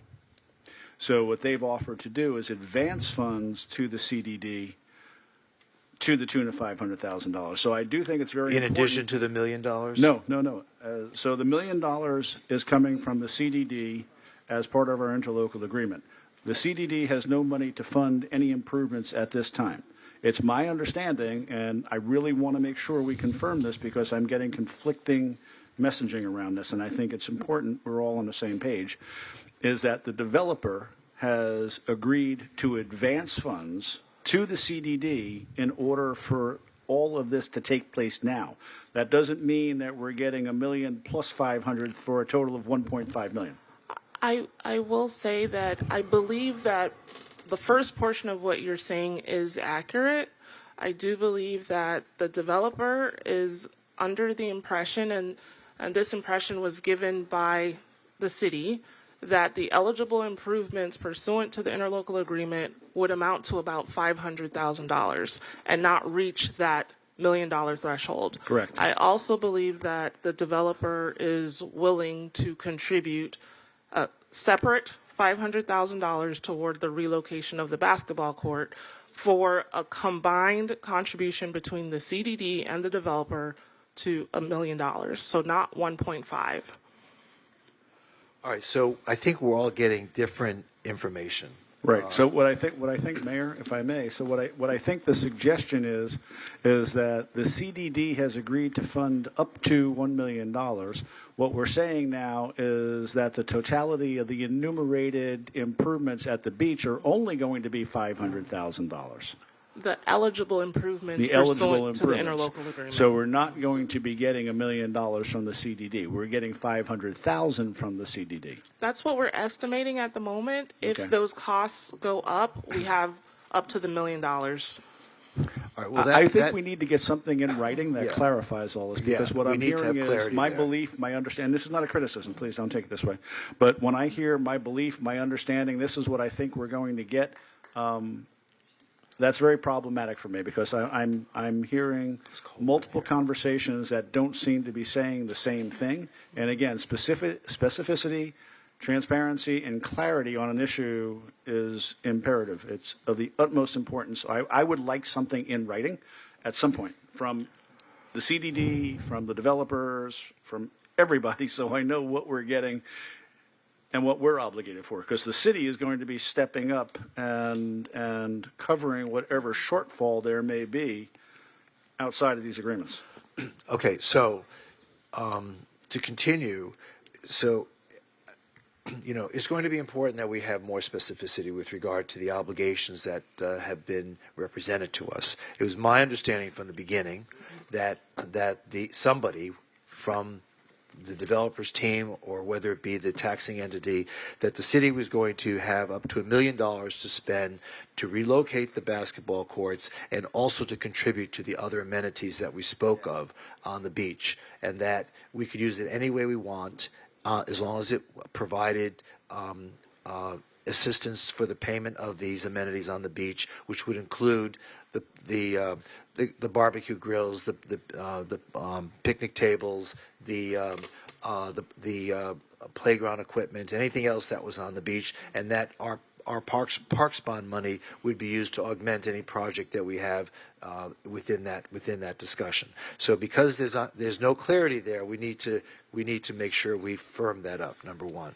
Number two, there seems to be a misunderstanding about what the salespeople for the St. Regis are saying. And if there are people doing videos that are saying that that the St. Regis has dedicated private pickleball courts and so forth. Yes, that's true, but they're not the ones on the beach. The brochures is referencing the pickleball courts that are on the main site of the property. And the reason why I know that is because during this discussion tonight, can I just finish? Do not yell. All right, let's understand that. I'm speaking. You all had a chance to speak. Please don't interrupt. So during this discussion, the broker for the project has texted to me a copy of the brochure, which specifically references the pickleball courts on the site, not the ones on the beach. So if you folks have a different brochure, I'd like to see it. But right now they're referencing just the ones on the site, not on the beach. Anyway, so we'll get clarity. We'll get clarity on that too. All right. There seems to be a misunderstanding about that. Thirdly, building pickleball courts on the beach east of the coastal construction line is going to be an issue, because right now those basketball courts are built east of the coastal construction line. If we tear them up, we have to go back all over again and get the state's approval to build east of the coastal construction line. That's always a challenge. So there's no guarantee that we'd be able to build pickleball courts, even if we wanted to, east of the coastal construction line in place of where the basketball courts are currently. So we have to have clarity on that before we go anywhere further. And just to reiterate what has been said on the commission, we have been talking about this for a long time, and there are people who have said to us throughout the year that they're very happy to have the basketball courts remain where they are. But some people have come to me and said, as long as we have basketball courts on the beach, it didn't matter to them. So there's going to be a difference of opinion. Well, I'm just letting you know what other people. You're not the only people that have opinions on this. There are other people who have come to me. There are other people that have come to, folks, come on. There are other people that have come to me and have had difference of opinions, all right? So I'm not saying that who has the most opinion and who's in the majority, who's in the minority. I'm just letting you know that there are other people that have other opinions besides the ones that you've expressed tonight. So I'm not sure that this issue is ripe for a decision tonight, because we have some matters that really need to be cleared up, especially the issue of whether or not the state would even permit the building of pickleball courts east of the coastal construction line. So, and how much money is going to be dedicated towards the improvements that we have contemplated here. So that's my point of view. I don't think we're prepared to do it, and frankly, I'm not even sure it's even necessary to go forward on this. I think let's just leave the basketball courts where they are, and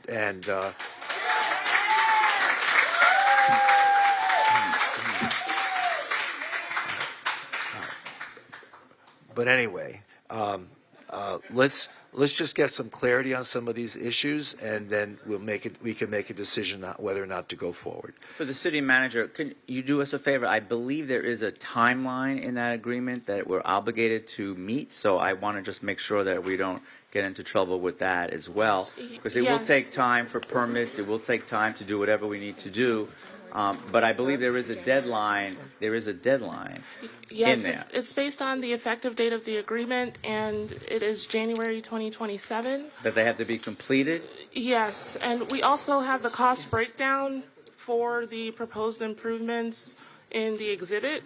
It's page 1 of 5 of exhibit number 2. So it provides an estimate of what we think it may cost. We've worked with AECOM on that. In order to fully assess whether we will be able to get this project permitted, we wanted to get feedback on the number of pickleball courts. There was a discussion about 2 and 3 and 4. What's the original agreement contemplate? 2 pickleball courts are what are required based on that agreement.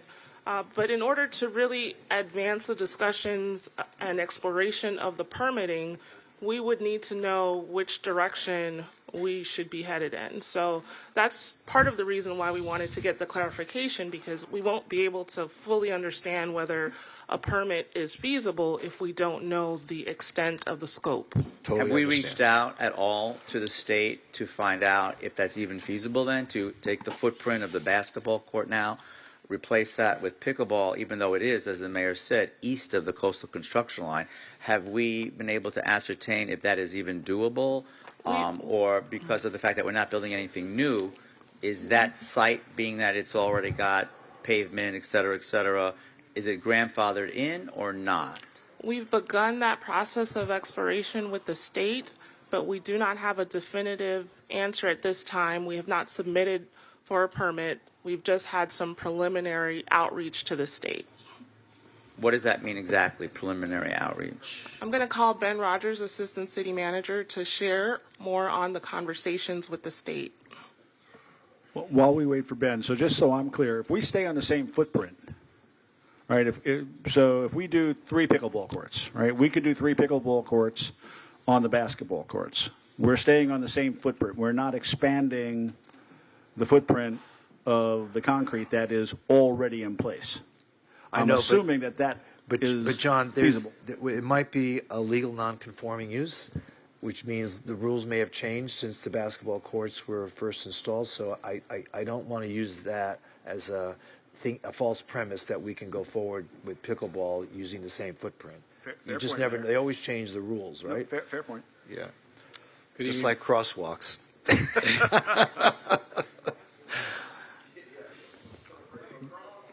Anyway, I don't mean to bring up another sore subject, but go ahead. So good evening. To answer the question, I think that there's varying levels of permitting that goes through on this process. So AECOM has started having some initial conversations with FDEP on what that looks and feels like. To Vice Mayor's point, if you take the existing asphalt that's there, repaint it, it's probably an easy ask through the state because you're not impacting the usable space of the beach. You're not changing any of the factors. However, once you start installing 4-foot fence, 6-foot fence, 8-foot fence, if you're going to put screening on those fences, there's different breakaway conditions for the requirements. And so, as the city manager indicated, one of the things that we're seeking from the commission is a site plan concept that we can then go and have these conversations with the Department of Environmental Protection, because based off of each one of these different conditions, there might be a different path to get to the answer that we need to get for the commission to make a final decision on this. All right, Ben, I haven't heard from you tonight. What are your thoughts? Yeah, thanks, Mayor. Appreciate it. So, Mayor, I think we need to keep the basketball courts exactly where they are.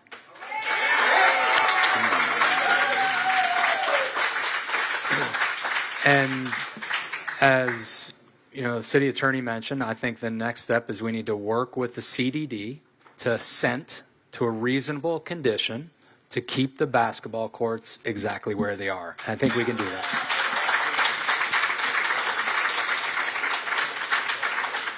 I think we should add 2 more, don't you?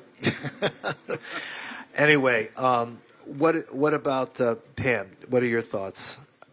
I'm trying to get a little bit of a consensus here what direction we should go in before we ask staff to commit any more time and expense on moving them to a different location. What are your thoughts? Well, I agree. Where the basketball courts are, they're where the community utilizes them and that they're familiar with.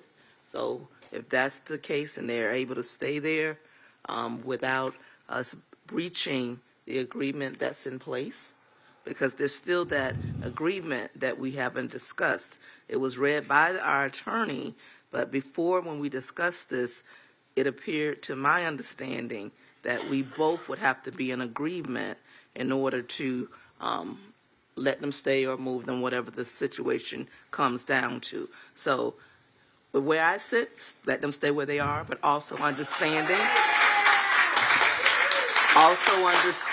that we are in an agreement that we have to abide by as well. Commissioner, if I may, you're making an excellent point. It will potentially come down to that. You may wish to keep things as they are, but you have to deal with the language in the agreement that you've already signed. It does require that they give consent, but that it cannot be unreasonably withheld. So we have a little back and forth there. Perhaps there is some room for that, but that would have to be addressed. Can we go back to that for a second? I know Commissioner Glassman brought that up, but I just want to kind of touch base on that a little bit. So we have certain enumerated positions within the agreement.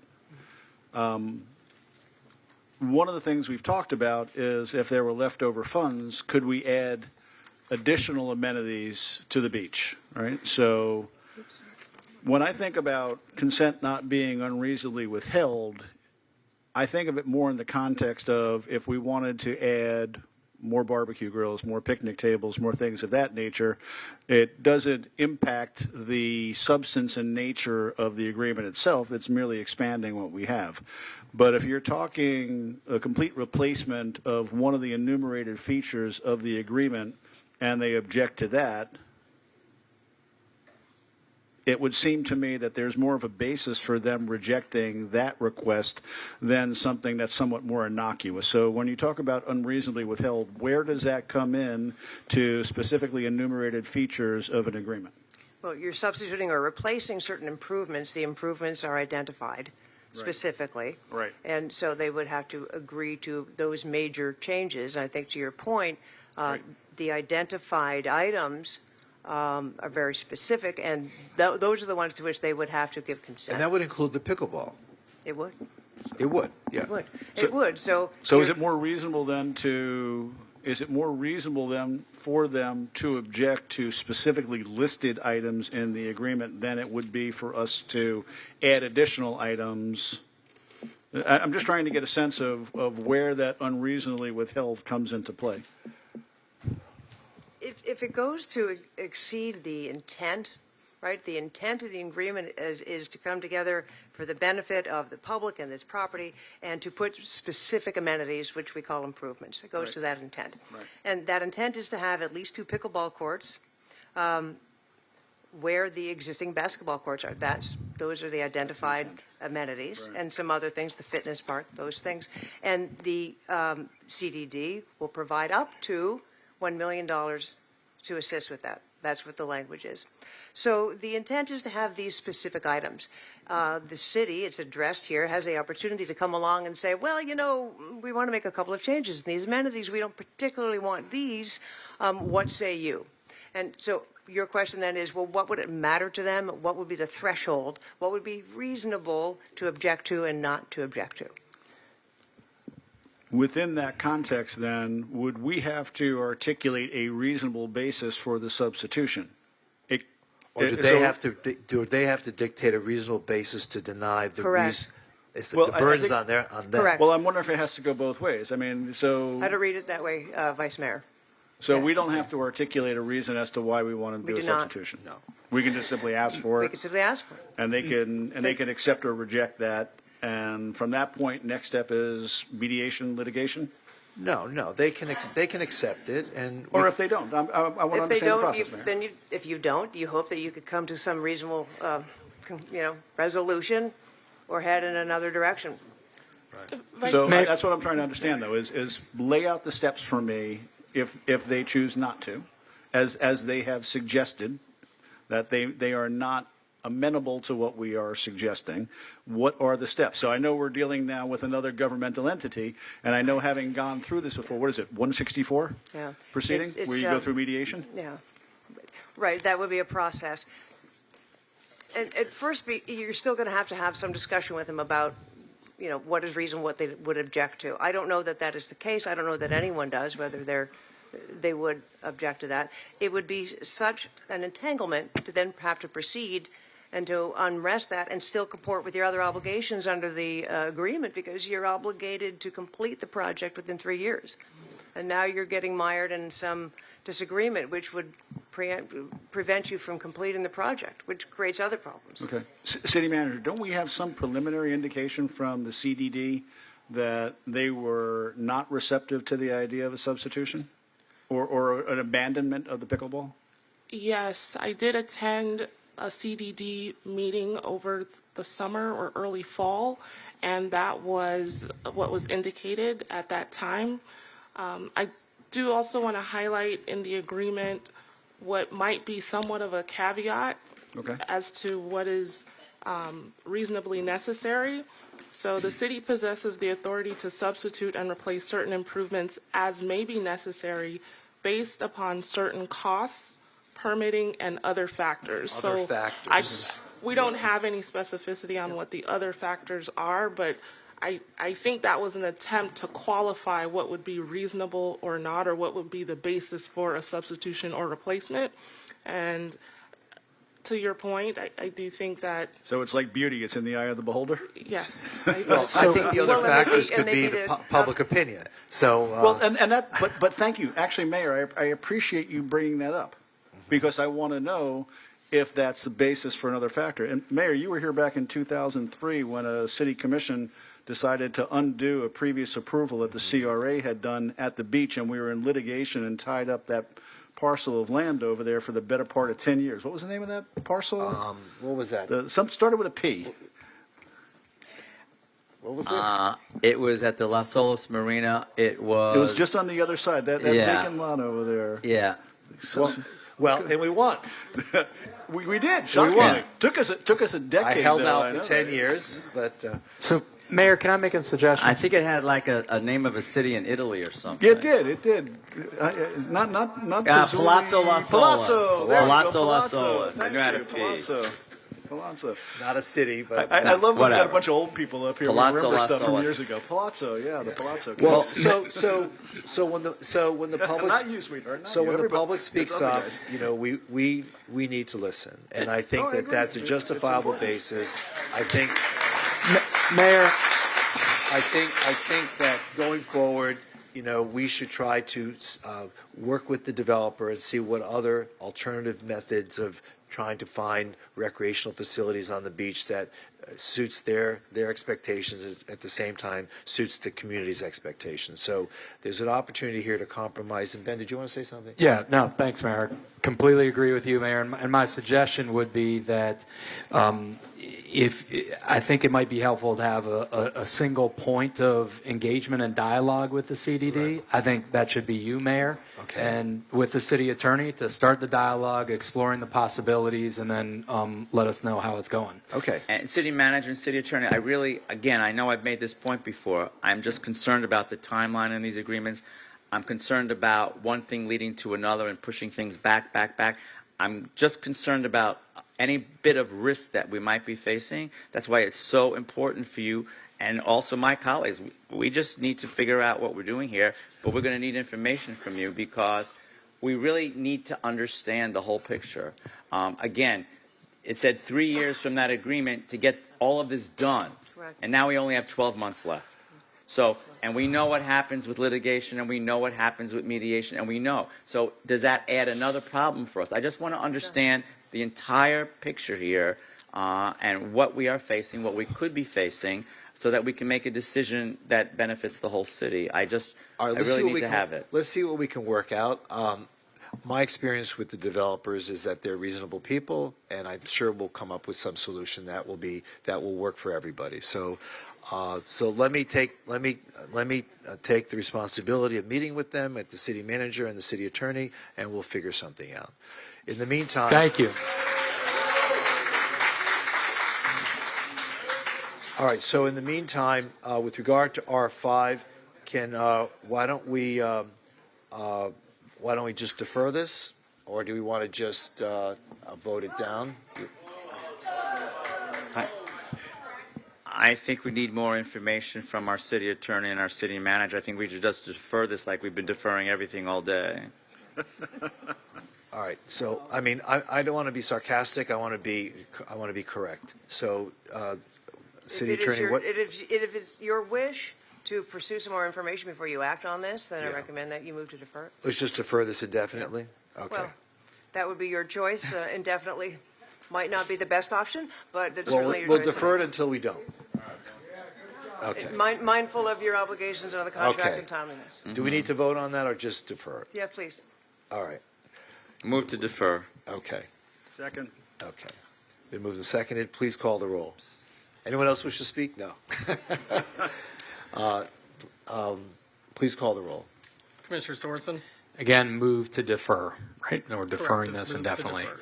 Yes. Vice Mayor Herbst? Yes. Commissioner Glassman? Yes. Commissioner Beasley Pittman? Yes. Mayor Trentalis? Yes.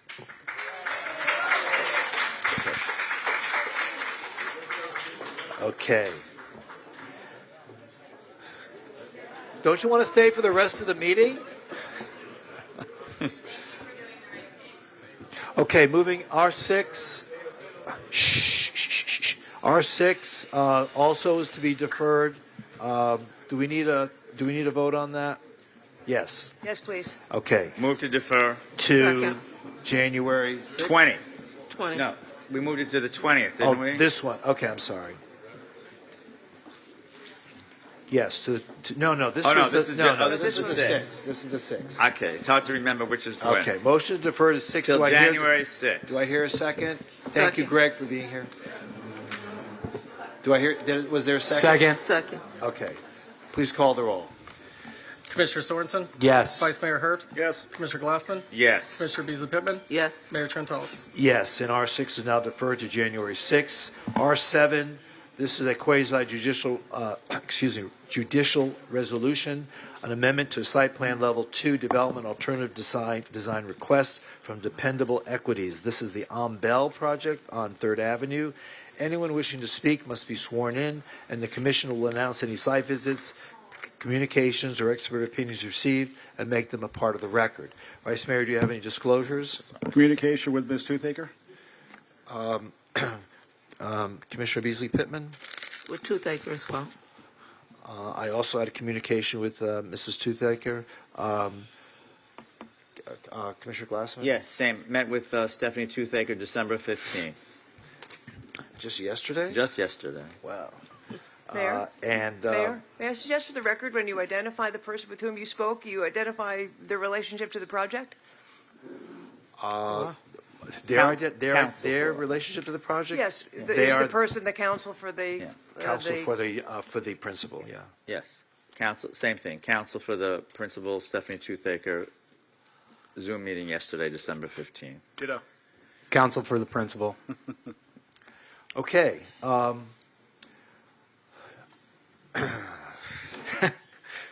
Let's see. Only Stephanie has signed up to speak. I assume it's just to answer questions. Where are you? Oh, there you are. Anyone have any questions? There being none, someone move to close public hearing. Moved. Second. Been moved and seconded. Please call the roll. Commissioner Sorensen? Yes. Vice Mayor Herbst? Yes. Commissioner Glassman? Yes. Commissioner Beasley Pittman? Yes. Mayor Trentalis? Yes, and public hearing is now closed. R7, someone like to introduce the resolution? Introduced. It's been introduced. Please call the roll. And Commissioner, that's for approval? Yes. Thank you.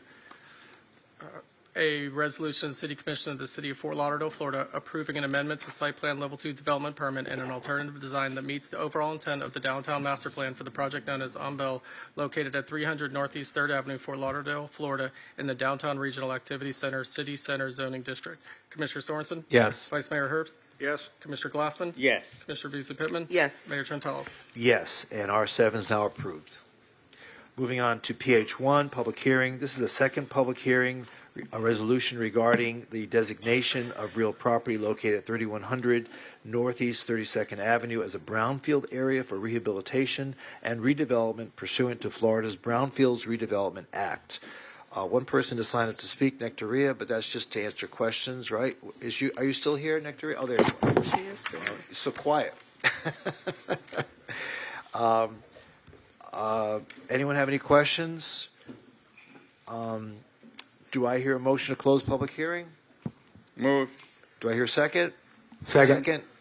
Been moved and seconded to close public hearing on PH1. Please call the roll. Commissioner Sorensen? Yes. Vice Mayor Herbst? Yes. Commissioner Glassman? Yes. Commissioner Beasley Pittman? Yes. Mayor Trentalis? Yes, and public hearing on PH1 is now closed. Someone like to introduce the resolution? Introduced. Resolution's been introduced.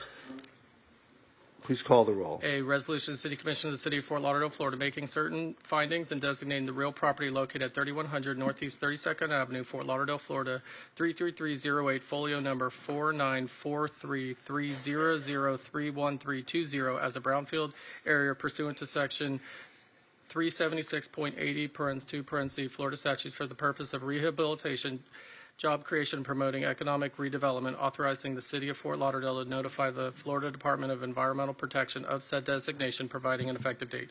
Commissioner Sorensen? Yes. Vice Mayor Herbst? Yes. Commissioner Glassman? Yes. Commissioner Beasley Pittman? Yes. Mayor Trentalis? Yes, and that is now passed. PH2, public hearing requested to defer to January 6th. Do I hear a motion to defer this to January 6th? Wait, there was a script for that one? There's a script. Yeah. Of course I'll give you mine. I have it. So where mayor says? Okay. This item was previously set to be heard today by a previous resolution approved by the City Commission as required by the Charter. However, the staff advised the 12-day required newspaper notice was not timely provided as additionally required by the Charter. Our legal staff is advised that no testimony and action should be taken on the merits of this item until it is deferred so notice can be perfected. I will entertain a motion to defer item 25-1192 to the City Commission regular meeting on January 6th, starting at 6 p.m. Do I hear a motion to defer? So moved. Second. Moved and seconded. Any discussion? There being none, please call the roll. Commissioner Sorensen? Yes. Vice Mayor Herbst? Yes. Commissioner Glassman? Yes. Commissioner Beasley Pittman? Yes. Mayor Trentalis? Yes. So the motion passes, and the item is continued to the City Commission regular meeting January 6th at 6 p.m. Did I do that okay? Thank you. You have the part. Thank you. You're welcome. PH3, public hearing and ordinance amending policy FLU 1.1.12 of the City of Fort Lauderdale Comprehensive Plan. I'm not going to read the whole thing. Only one person to sign up to speak, Nectaria, just for questions.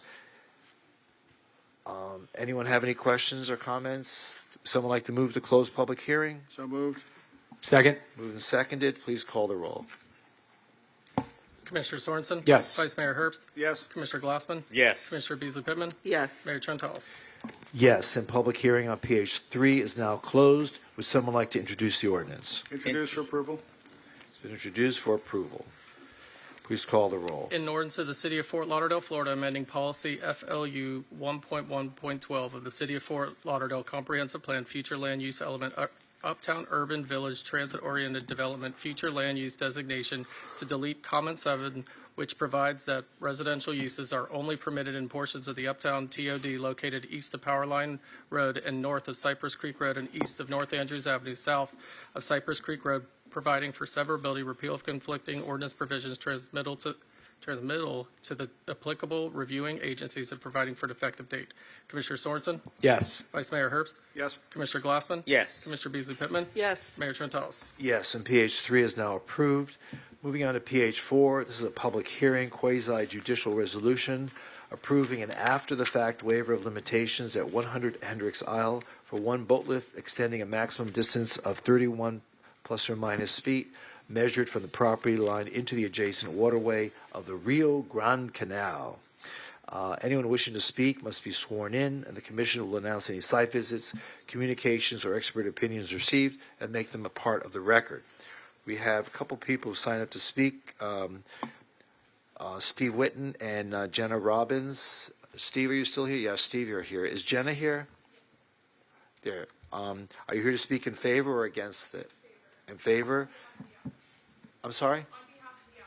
Okay, and Steve, you're here in favor or just to answer questions? Okay. Other than that, no one else has signed up to speak. Someone like to move to close public hearing? So moved. Second. Been moved and seconded. Please call the roll. Commissioner Sorensen? Yes. Vice Mayor Herbst? Yes. Commissioner Glassman? Yes. Commissioner Beasley Pittman? Yes. Mayor Trentalis? Yes, and public hearing on PH4 is now closed. Would someone like to introduce the resolution?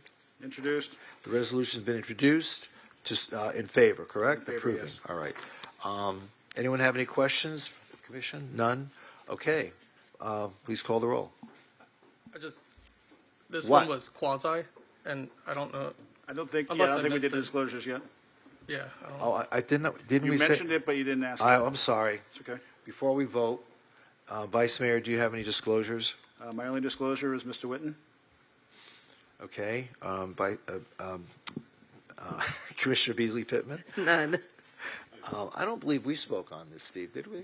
No. Commissioner Glassman? No, but I received a communication from Steve Witten, chair of the MAB. Okay. Mr. Witten. Okay. Okay. Those are our disclosures, and I had no disclosure, so now you may proceed to vote. And that introduction was for approval? For approval, correct. Thank you. All right. A resolution of the City Commission of the City of Fort Lauderdale, Florida, pursuant to Section 47-19.3 of the City of Fort Lauderdale, Florida Unified Land Development Regulations, granting an after-the-fact waiver of the limitations of ULDR Section 47-19.3C to permit James G. Mueller, a single-man installation of one boat lift extending a maximum distance of 31 feet plus or minus into the waters of the adjacent Rio Grande Canal, such property being located at 100 Hendricks Isle, Fort Lauderdale, Florida 33301, and more particularly described below, subject to certain terms and conditions, repealing any and all parts of resolutions in conflict herewith and providing for an effective date. Commissioner Sorensen? Yes. Vice Mayor Herbst? Yes. Commissioner Glassman? Yes. Commissioner Beasley Pittman? Yes. Mayor Trentalis? Yes, and PH4 is now approved. PH5, public hearing, quasi-judicial resolution approving an after-the-fact waiver of limitations at 102 Hendricks Isle for one boat lift extending a maximum distance of 31 plus or minus feet as measured by measured from the property line into the adjacent waterway of the Rio Grande Canal. Anyone wishing to speak must be sworn in, and the Commission will announce any site visits, communications, or expert opinions received and make them a part of the record. Vice Mayor, do you have any disclosures? Only disclosure is Mr. Witten. Commissioner Beasley Pittman? None. I have none. Commissioner Glassman? Same as the previous one. Does that mean you had a communication with Mr. Witten? Yes. Okay. Mr. Witten. Okay. As a member of the Marine Advisory Board? Yes. Yes. Okay. We have I think that makes him an expert. Okay. Again, Mr. Witten and Jenna Robbins has signed up to speak, but just in support of the issue. Okay. Anyone else wish to speak on this item? There being none, would someone please move to close public hearing?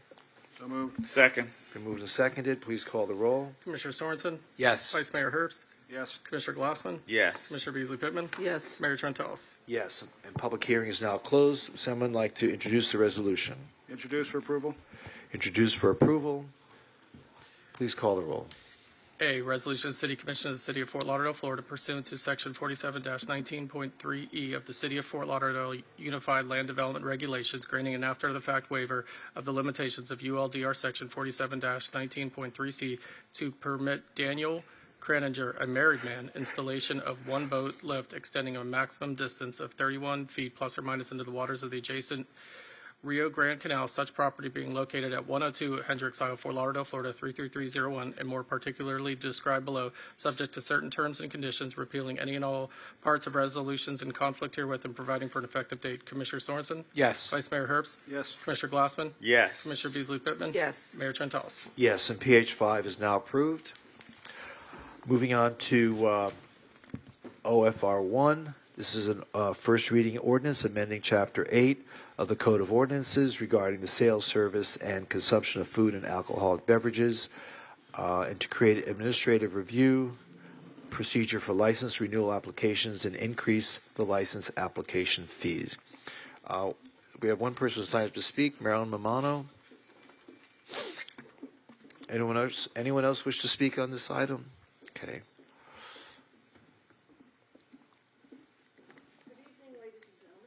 Good evening. Good evening.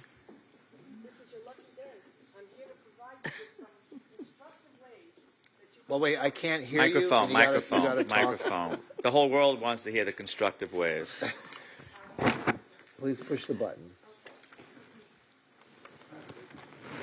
Good evening, Mayor and Commissioners. My name is Marilyn Mamano, and I'm here reading the testimony for Lauderdale tomorrow regarding this ordinance modification. And as I said, coming up, listening to what was going on this evening, I'm here to actually offer you some constructive comments on how you can avoid the perception of the public that we're giving away public land on the beach. I will read this very, very quickly, and then I'll be happy to answer any questions. While Lauderdale Tomorrow supports streamlining the licensing process in general, we have several concerns as well as suggestions for necessary amendments. Number one has to do with the process of streamlining the license renewal as it relates to the charter and whether or not the charter provides for the delegation of authority to the staff in these matters. That's a legal question that we don't have to answer tonight. We just bring it up as a concern. And the second one is that any changes to the ordinance should provide for streamlining the process will include a 30-day commission call-up, allowed in the event that things are not going as hoped. This provision protects both the licensee as well as the public. The licensee can appeal a non-renewal to the commission, that's in the proposal. So too should the public be able to appeal a renewal to the commission. Number three, there should be an escalator clause in the application fee and the permit costs. And number four, and this is very pertinent to the discussion that you had this evening with the public, we believe that there should be language in the ordinance that prohibits the license holder from representing that he/she, by virtue of this license, has exclusive rights to the beach or in some way is operating an exclusive private club. As we speak, the St. Regis Hotel is representing on its website that they have an exclusive St. Regis Beach Club on beach. Go ahead. Why is that beeping? Because you used up your time. I did not. I couldn't possibly have. Can I just finish this, please? Go Thank ahead. you. Okay, this is really very important. There's no reason why you can't have some language in the ordinance that, prohibits him from saying that. 5, we are also concerned that the hotel licensee should pre-rent all of the beach chairs for hotel guests so that none would be available for the general public. There should be language included in the ordinance to prevent that from happening. And number 6, and very, very important here, we object to the size of the beach area allocated to the BMR license. It goes from lot line to lot line, including the marketplace and the marina. It should be significantly reduced. The license should only apply to the beach chairs in front of the hotel, just like it does for all the other hotels. Thank you for your attention to these concerns, and hopefully you will instruct the staff to incorporate them into the ordinance on second reading. We are always available to work with them on improving the ordinance. Thank you very much, and Great. happy Thank to you. answer any questions. Thank you. Thank you. Okay. Anyone else wish to speak on this item? Okay, there's nobody else. Do I have to move to close public hearing? I don't think so. No. Okay. All right. Someone like to introduce the ordinance? Mayor, just a couple comments before. Oh, yeah. Go ahead. That's all right. So see, Raquel, number 2 of Maryland's suggestions, which I think makes sense. I mean, the idea of allowing for a commissioner call-up. I was talking with, I think, Ben Rogers. Were you and I talking about this? Yeah. So one of the suggestions, Mayor, to this is to adjust this number 2 suggestion, which I think makes sense, is, Raquel, what I'm thinking is, could we allow for a call-up, but during that call-up period, Raquel, the existing agreement remain in place so that a hotel does not have to cease operations during that call-up, if that makes sense. See if I'm articulating that the right way. Does that make sense? I think that would be beneficial to both sides, considering that if the call-up led to the license being maintained, then the city would not have to go through another process to approve a new license, and the business could continue to operate and generate revenue that would impact our amenity on the beach. Yep. Right. But hold on a second. Yep. Go ahead, Mayor. I'm not quite sure where the request for a 30-day commission call-up comes into play. Is this at the end of the? I don't have Maryland's list. No. It's very. I'm just. Any changes to the ordinance to provide for streamlining the process should include a 30-day commission call-up allowed in the event things are not going as well as hoped. I'm not quite sure what that means. Does that mean we can cancel the license during the, say it's a 12-month period? Let me just say this. The charter says that we shall not sell, transfer, or lease for more than 1 year any public area. Well, a license is not a transfer, a sell, or a lease. It's a use. It's not a transfer, a sell, or a lease has to do with transferring interest in property. A license is just a use of property. So the charter doesn't really apply to giving these hotels the right to serve liquor and food on the beach. The St. Regis Beach Club, the exclusive St. Regis Beach Club, is not referring to anything that the St. Regis Hotel has exclusive use on the beach. It means that there's an exclusive right to belong to this beach club, which has certain amenities. And it has nothing to do with creating a border on the sand that's only available to the folks that are visitors at the St. Regis Beach Club. If they decide to rent all the beach chairs for hotel guests, I don't know how we can stop that or why we would stop that. That's their choice. Frankly, I don't see how that's any of our business. But in any case, I'm not sure what the 30-day commission call-up is about. I know that the commission must vote on the renewal then every single year that it comes up. It's not like it's automatic. No, but that's what this is taking changes away. that. We, as a commission, we requested a while ago that instead of seeing these all every single year, we requested that it be handled administratively as a renewal. So that's what this is, and the ordinance. But Marilyn's proposed these extra items. But what I would say to that is, Raquel, first of all, we have 9 such licenses, correct, right now? With Yes. the hotels? They're Yes. all in District 2, correct?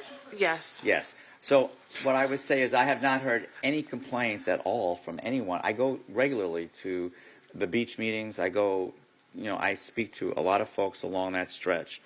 Have you ever received a complaint about any of these licenses? Not during my tenure. No, and I have never received one ever since we initiated this project. But what I would say to you, rather than a 30-day call-up, I would hope that while you were looking at a renewal or not, you would at least talk to us or in our meetings that we all have with you to see if we've heard any problems, to see if there are any issues that we should be right. I mean, I don't think you would just immediately just renew something without talking to all of us, right? I think we would want to have conversations with the various impacted stakeholders, including the commissioners. And, there's the Beach Improvement District. Yes. And there's the Central Beach Alliance. We would want to definitely have conversations with the hotels, about any potential issues or anything that was brought to our attention. There are certain provisions in the ordinance right now that allow us to temporarily suspend or I think permanently as well based on certain situations. And so I think that this process would allow both staff and the commission to just have a more efficient administration of this license. And I'm comfortable with all of that. Thank you. Does Marriott Harbor Beach have a license? Pardon? Does Marriott Harbor Beach have a license? I don't have the list in front of me. Maybe Carl does. No, they just do it. They have that whole beach. But that's not private beach, though. The beach? Do they? They don't own Is it? the beach, do they? That's private beach. Situation. So I don't have the list of 9 Okay. in front of me, but I believe that area is not a part of this. So it's private? Okay. Because they serve there. Okay. Okay, and then, So to provide a 30-day call-up, I mean, there's nothing obnoxious about it. I mean, it just gives this is on an annualized basis. You have to give us notice, I guess, that there's a renewal pending, and then we have a 30-day option. Is that kind of what we're looking Yes. at here? That's the suggestion. For clarity, this would be in alignment with what we do if there's when we're looking at, when we have the choice to look at building permits, or I may be saying the wrong thing, but there's an opportunity where we get to choose if we want to bring up an item. Yes, exactly. This Correct. is the same process. If we don't agree necessarily with the administrative decision, the commission has the right to bring it before the commission to vote on it. All right, so same process. I like that process. It's an option. Yeah, I don't think it's that's an option. I don't see where that's should cause any I problem. think that should be okay. It's not. Yeah. All right. We can include that. And then I think for number 3, and Raquel and Ben, we talked about this, but I think the increasing fees and so forth, that's something we want to have flexibility. So the city's going to be negotiating that. We don't want to put too narrow limitation on that, I think, Mayor. So just because we may want to reduce it. We may reduce it, go up, go up more, go up. Yeah. We Okay. definitely saw an opportunity here to look at the market and to see what other cities are doing. Exactly. And Yep. this is in line Okay. with one of our strategies to generate revenue for this year. Great. So I'm good. That's it, Okay. Mayor. Thanks. All right. So is that an amendment then? Yeah. Could we have that amendment of the 30-day call up with Upon notice to the commission. So between first and second reading, I think we could make that change. Okay. Thank you. But the notice has to be given, I would say, 60 days before the end of the Right. term. Yeah. That would work. Yeah. Okay. Another unfunded mandate on the city commissions, on the city manager's office. Does that work, Sherry? Are you? Yeah, we're going to work out the timing detail and how to put it in the ordinance Okay. between first and second. We can do that. Thanks. Okay. So would someone like to introduce the ordinance? The ordinance has been introduced. Well, that's right. We haven't done that yet. Yeah, we will. Next time. Okay, please call the roll. An ordinance of the City of Fort Lauderdale, Florida, amending Chapter 8, Article 3 of the Code of Ordinances of the City of Fort Lauderdale, Florida, titled Public Beaches by amending Section 8-55.4, titled Sales, Service, and Consumption of Food and Alcoholic Beverages, to create an administrative review procedure for license renewal applications for the sale, service, and consumption of food and alcoholic beverages on the public beach after the first license term is approved by the City Commission, provided the license was not revoked by the city during the immediate license term, providing for an increase in license application fees, providing for definitions, providing for severability, providing for conflicts and repeal, providing for correction of scrivener's errors, and providing for an effective date. Commissioner Sorensen? Yes. Vice Mayor Herbst? Commissioner Glassman? Yes. Commissioner Beasley Pittman? Yes. Mayor Trentalis? Yes, and OFR 1 is now approved on first reading. OFR 2, first reading, ordinance amending Chapter 2, Section 2-43, restrictions on employment of relatives. Okay. No one signed up to speak. Anyone have any questions on this? There being none, would someone like to introduce the ordinance? Introduce. The ordinance has been introduced. Please call the roll. An ordinance of the City Commission of the City of Fort Lauderdale, Florida, amending Chapter 2, Article 3 of the Code of Ordinances of the City of Fort Lauderdale, Florida, by amending Section 2-43, titled Restrictions on Employment of Relatives, to remove the restriction that relatives cannot work in the same department, adding a restriction on supervising relatives, providing for severability, providing for repeal of conflicting ordinance provisions, providing for correction of scrivener's errors, and providing for an effective date. Commissioner Sorensen?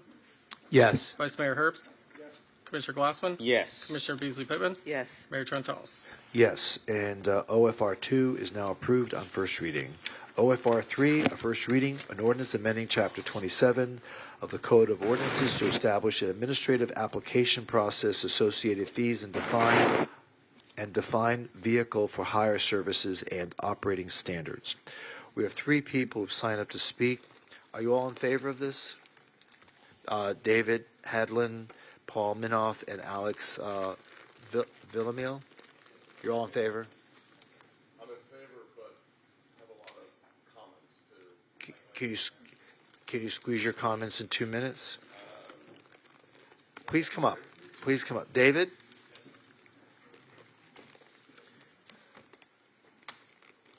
Good evening.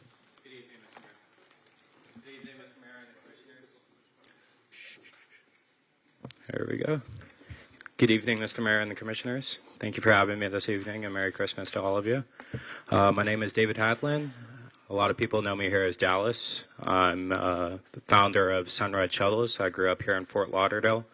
I attended Harbordale Elementary, Bethany Christian growing up, and I'm here simply tonight to introduce myself and our business here. I also currently serve right now in the United States Air Force, which is part of why I care deeply about the safety and accountability and serving the community I call home.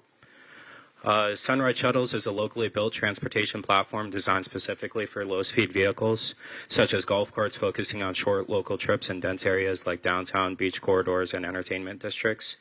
The goal is to help reduce parking and demand unnecessary vehicle circulation. During high volume periods such as the Fort Lauderdale International Boat Show, spring breaks, and other major events, the independent golf cart community already plays an important role right now in helping moving people efficiently when traditional systems are stretched. Sunride's role is to provide structure and coordination for the existing activities so it operates more smoothly and predictably. The city already works with strong transportation partners, including public transit, rideshare services, and programs like Circuit, with dedicated fleets. Sunride complements those efforts by focusing on independent operators rather than adding new vehicles to the streets. Through features like geofencing, pickup zones, trip coordination, and digital permit uploads, our platform creates a e-permit system that provides and improves accountability and makes compliance and enforcement easier for the city. Sunride is a free program for cart operators to use, which helps bring participation into a regulated framework rather than creating barriers. We're also developing discounted ride programs for residents and service industry employees or anything like that in the area. I'm here because I care about Fort Lauderdale, and I want to see the city to continue to grow in a safe, organized, and supportive of local businesses and residents. We view Sunride as a program the city can use to complement existing transportation efforts and manage congestion more effectively. Thank you for your time, and I appreciate the opportunity to speak this evening. Great. Thank you, David. Yes, sir. And thank you for your service. David, thanks. Are you in the Air Force Reserve? Yes, sir. Where are you stationed? I'm stationed down here in Homestead right now. Nice. Yes, sir. Okay, great. Navy Reserve, so don't hold it against Thank you me. for your Thanks service, sir. How many years? Right now I'm going on 2. Nice. So, Awesome. Yes, sir. Thank you. Yes, sir. Thank you, sir.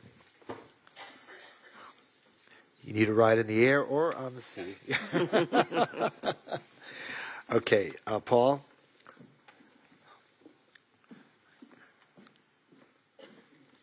And is Alex here? Okay. You're from Tavares? Okay. All right. Good evening. It's on. Okay. Mr. Mayor, Vice Mayor, Commissioners, thank you very much. My name is Paul Minoff. I'm an attorney here in Fort Lauderdale, with the law firm of Tripp Scott. I've been down here in Fort Lauderdale for 25 years practicing law. I am here on behalf of myself as somebody who frequents the city a lot. Surrounded by Tripp Scotters here. It's a great place to be. As well as my colleague, Monica Blankenshane, who owns Cart Concierge LLC. She is one of the very few permitted carts here in Fort Lauderdale. I read all the materials, the city report. I think the city, what you're trying to do is a great thing. I think that there is more that needs to be clarified in the statute or the ordinance. There are a lot of definitions a lot of things that aren't defined. There are some definitions that don't seem to fit. And I think what the city is starting to do is a great idea, but I think I think you all need to go out and spend a day out and ride the golf carts, because there's a lot of what's the problem here in the city of Fort Lauderdale, and there are lots of problems.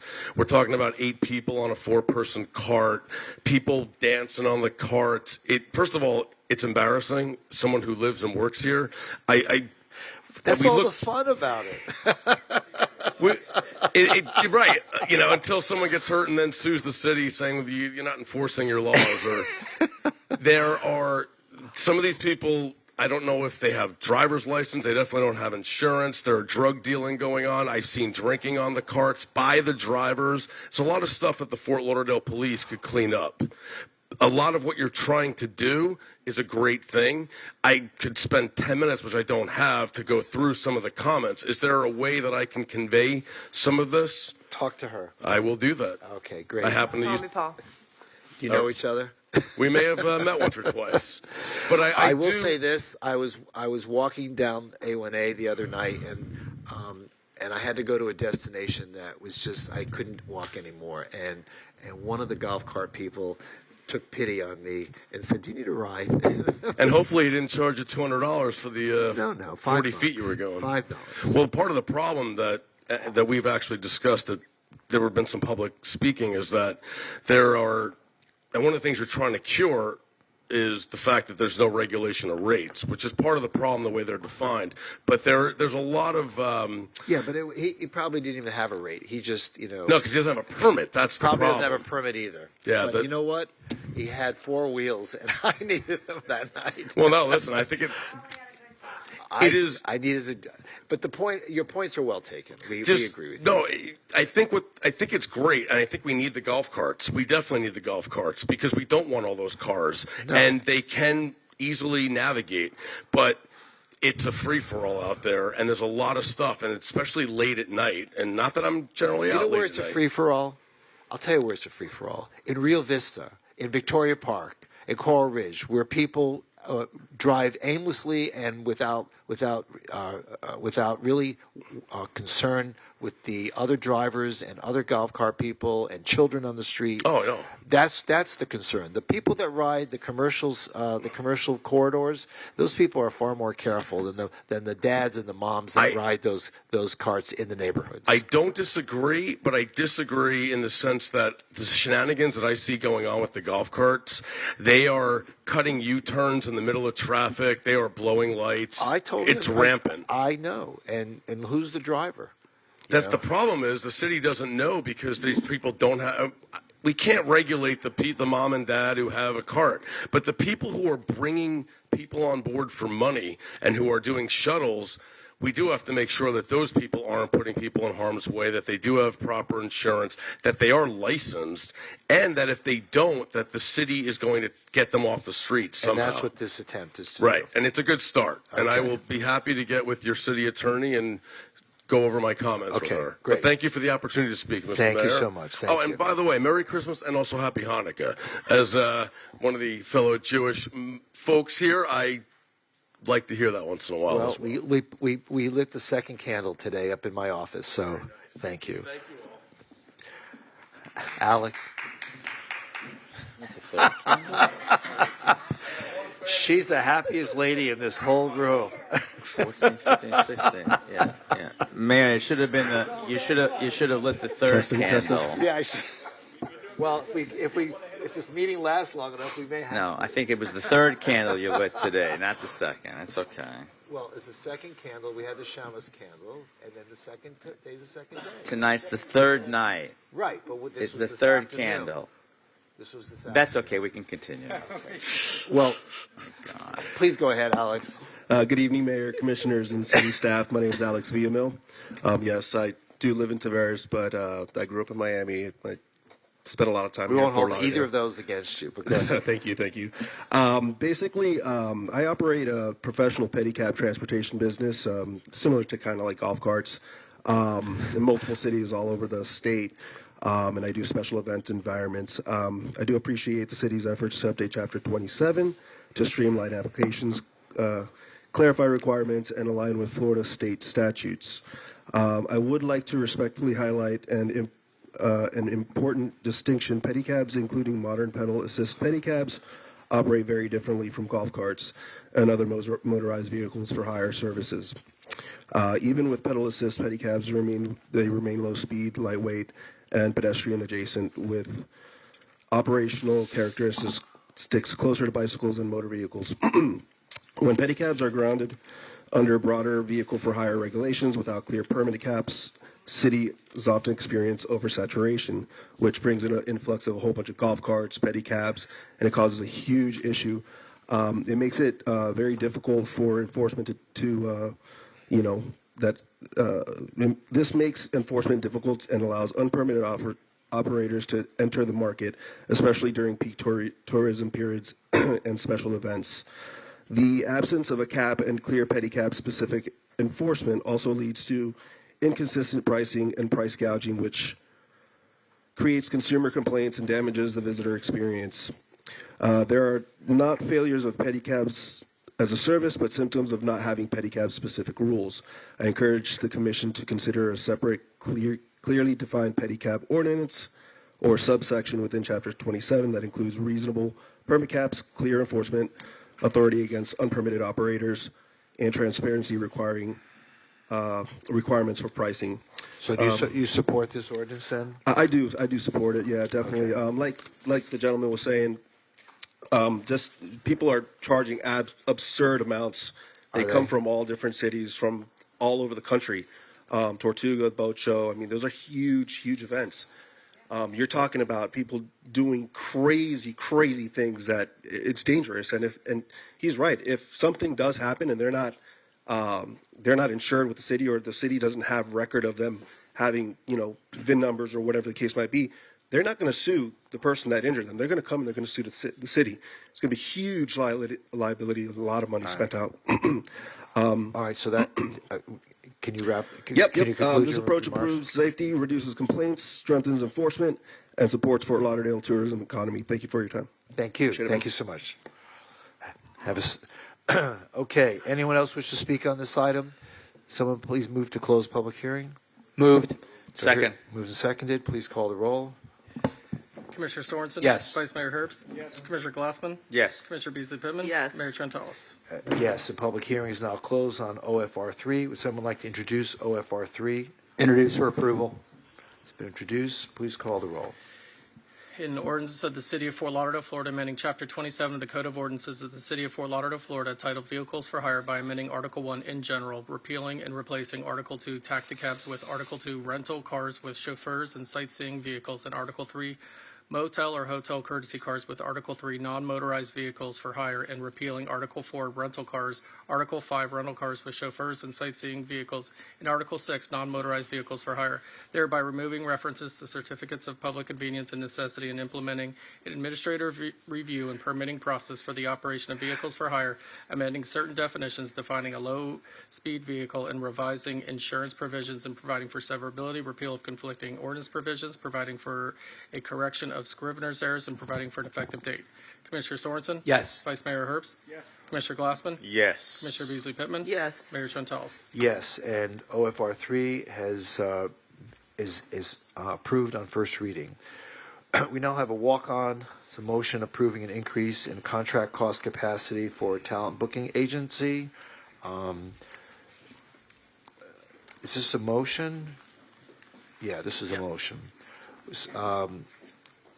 You all had a copy of the walk-on? Someone please move the item. Anyone interested in moving the item? It's been moved. Do I hear a second? Second. Been moved and seconded. Okay. Any questions? Please call the roll. Commissioner Sorensen? Yes. Vice Mayor Herbst? Yes. Commissioner Glassman? Yes. Commissioner Beasley Pittman? Yes. Mayor Trentalis? Yes, and that walk-on motion is now approved. Is there any further business of the City Commission evening meeting? There being none, this meeting is now concluded. Before we go into the conference meeting, we need to let's go into the CRA board meeting, and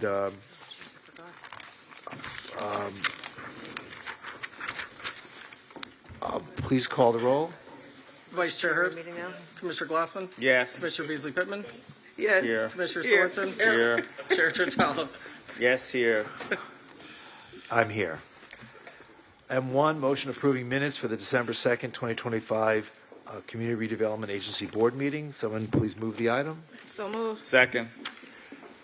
Been moved and seconded. Please call the roll. Commissioner Sorensen? Yes. Vice Chair Herbst? Yes. Commissioner Glassman? Yes. Commissioner Beasley Pittman? Yes. Chair Trentalis? Yes, and M1 is now approved. M2, motion approving a second lease amendment with FPA 2 LLC to extend the CRA's current office space. Someone like to move the item? So moved. Second.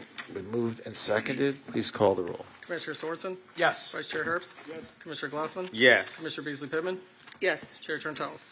Yes. Is there any further business of the CRA? No, Mayor. Just want to thank Clarence again for all the great work he's done. Not you, Rufus, Clarence. and appreciate all the work he's done to improve the quality of life in the CRA all these years. So, all right. So that meeting's now Mayor? concluded. What? I want to echo those sentiments, and the commission will be receiving a memorandum related to personnel updates for the CRA. Okay, great. Thank you. That meeting is now concluded. Let's resume to the conference meeting, and I think we're back on commission reports. Vice Mayor, do you have any reports to make? I do not. Commissioner Beasley Pittman? Yes, I do. Want to give thank yous to Parks and Rec. During this season that we've been in, they've been doing an amazing job with all the light ups that we have been able to enjoy. Thank you for Light Up 6th Street. They have Yes. been great. They've been Light fun. Up 6th Trunk, Light Up Carter Park, the memorial, the menorah lighting at the Loop. I was able to attend all of these, really enjoy the opportunity. Also attended the groundbreaking for the YMCA, along with my co-partners here on the dais. Also, if I can read my own handwriting. Okay. The groundbreaking, yes, for New Hope Missionary Baptist Church, the new development that's going up with workforce housing. That was a great opportunity. Also, went out with Susan Leon over to, help me, Mayor, with the name of that. That was the airport? Yes, at the airport. It's a opportunity for a flying classroom that's being worked out with Barrington Irving and also the partners. I'm sorry, forgive me for the name of the airport company that has partnered with us in the city. Shelter. No, it wasn't Shelton. It was Amber. I'll tell you in a second. Help me. I'll tell you in a second. No, I hear some voices coming. Rufus is coming up. Okay, thank you, Rufus. Help me save this for me because it's a great program that's coming forth, and it's getting late. You all forgive me, but we were able to, through Susan Leon's collaboration and work with this, we brought in Fort Lauderdale. Aviation Embraer. Day at Embraer. Yes. Yes. It was Fort Lauderdale. No, don't move. Thank you, don't move. Rufus. Stay. Please stay. I beat you. So Fort Lauderdale High School and Dillard High School scholars were in the room, and great opportunity. But please elaborate on that so we could save the. So you can say save things for this her. for us, please. Good evening, Mayor, Vice Mayor, Commissioners. Yes, this is Embraer Aviation, and they're a aircraft manufacturer based in Fort Lauderdale, as well as in Melbourne. So Barrington Irving essentially has partnered with them to entice young high schoolers, even middle schoolers, to pursue a career in aviation. And so throughout the day while we were at Embraer, they had hands-on training for them to get the experience of what it's like to be a mechanic, or even using virtual equipment to get accustomed to what the life of a mechanic, a pilot, or even a line service individual would have to do at the airport. One of the highlights of the event that day was Embraer donating $75,000 to the Barrington Irving Techno Training School. So we're really looking forward to having the program start up at FXE, and hopefully to grow more programs through aviation and into the high schools here in Fort Lauderdale. Thank you, Rufus, for saving that for me. Well said. You're welcome. I'm really excited about that. You all know, those who know me, you know that I love to skydive and always trying to jump out of a plane. And had an opportunity for a simulated flight using the software and the computer that was there. So that was fun for me. So maybe now, instead of jumping out, maybe I'll stay in the plane and be a pilot instead. Yeah, this is a great program for high school students, and there's a separate school for crazy people who want to jump out of the plane. Listen, the mayor told me he was going to go with my next jump. So in January, I'll watch you. In January, we're going to show that footage. Okay. All right. luck. Thank you, Mayor. That's all that I have. Good luck. I'll be there to catch you. Yeah. Okay, Commissioner Glassman. Yeah, don't trust the mayor, Commissioner Beasley Pittman. I'm just going to tell you right now. Good luck with that. Okay, thank you, Mayor. December 3rd, thank you to the Victoria Park Civic Association. It was great to be with you for your meeting and also celebrate 100 years old, Victoria Park. So that's an amazing milestone. They had 75 people show up for that meeting. It was really a great turnout. The next night, we had the Lake Ridge Civic Association's holiday party and also the Central Beach Alliance's holiday party. Two great events. December 5th, it was wonderful. Thank you to staff and everyone who had anything to do with the celebration of life for Hal Barnes at the Women's Club. I was glad I had a chance to get over there and just spend some time, and a real loss for the city. So thank you to anyone who had anything to do with putting that together. December 8th, a terrific event as we reopened the Jimmy Everett Tennis Center in Holiday Park. Chrissy Everett was there. The main stadium court was named after her. A really great turnout. Also, what was really exciting was to see more than 600 young athletes from around the world participating in the Orange Bowl International Tennis Championships. Orange Bowl has relocated that event to Fort Lauderdale, which is wonderful for us. And it was just great to meet these guys and girls that were here from all over the world and all of their impressions of our city. It was really nice to hear all of the positive remarks. And Chrissy Everett was like, she just said, it's amazing what I see happening in Fort Lauderdale from the days when she first played as a young person in Holiday Park. The next night, as Commissioner Beasley Pittman mentioned, we did have the groundbreaking for the Holiday Park YMCA in conjunction with the health facility from Broward Health. That also is going to be a tremendous asset in the park. Also that evening, the Council of Fort Lauderdale Civic Associations held its annual holiday event, nicely attended. It was really nice spending time with everyone that evening as well.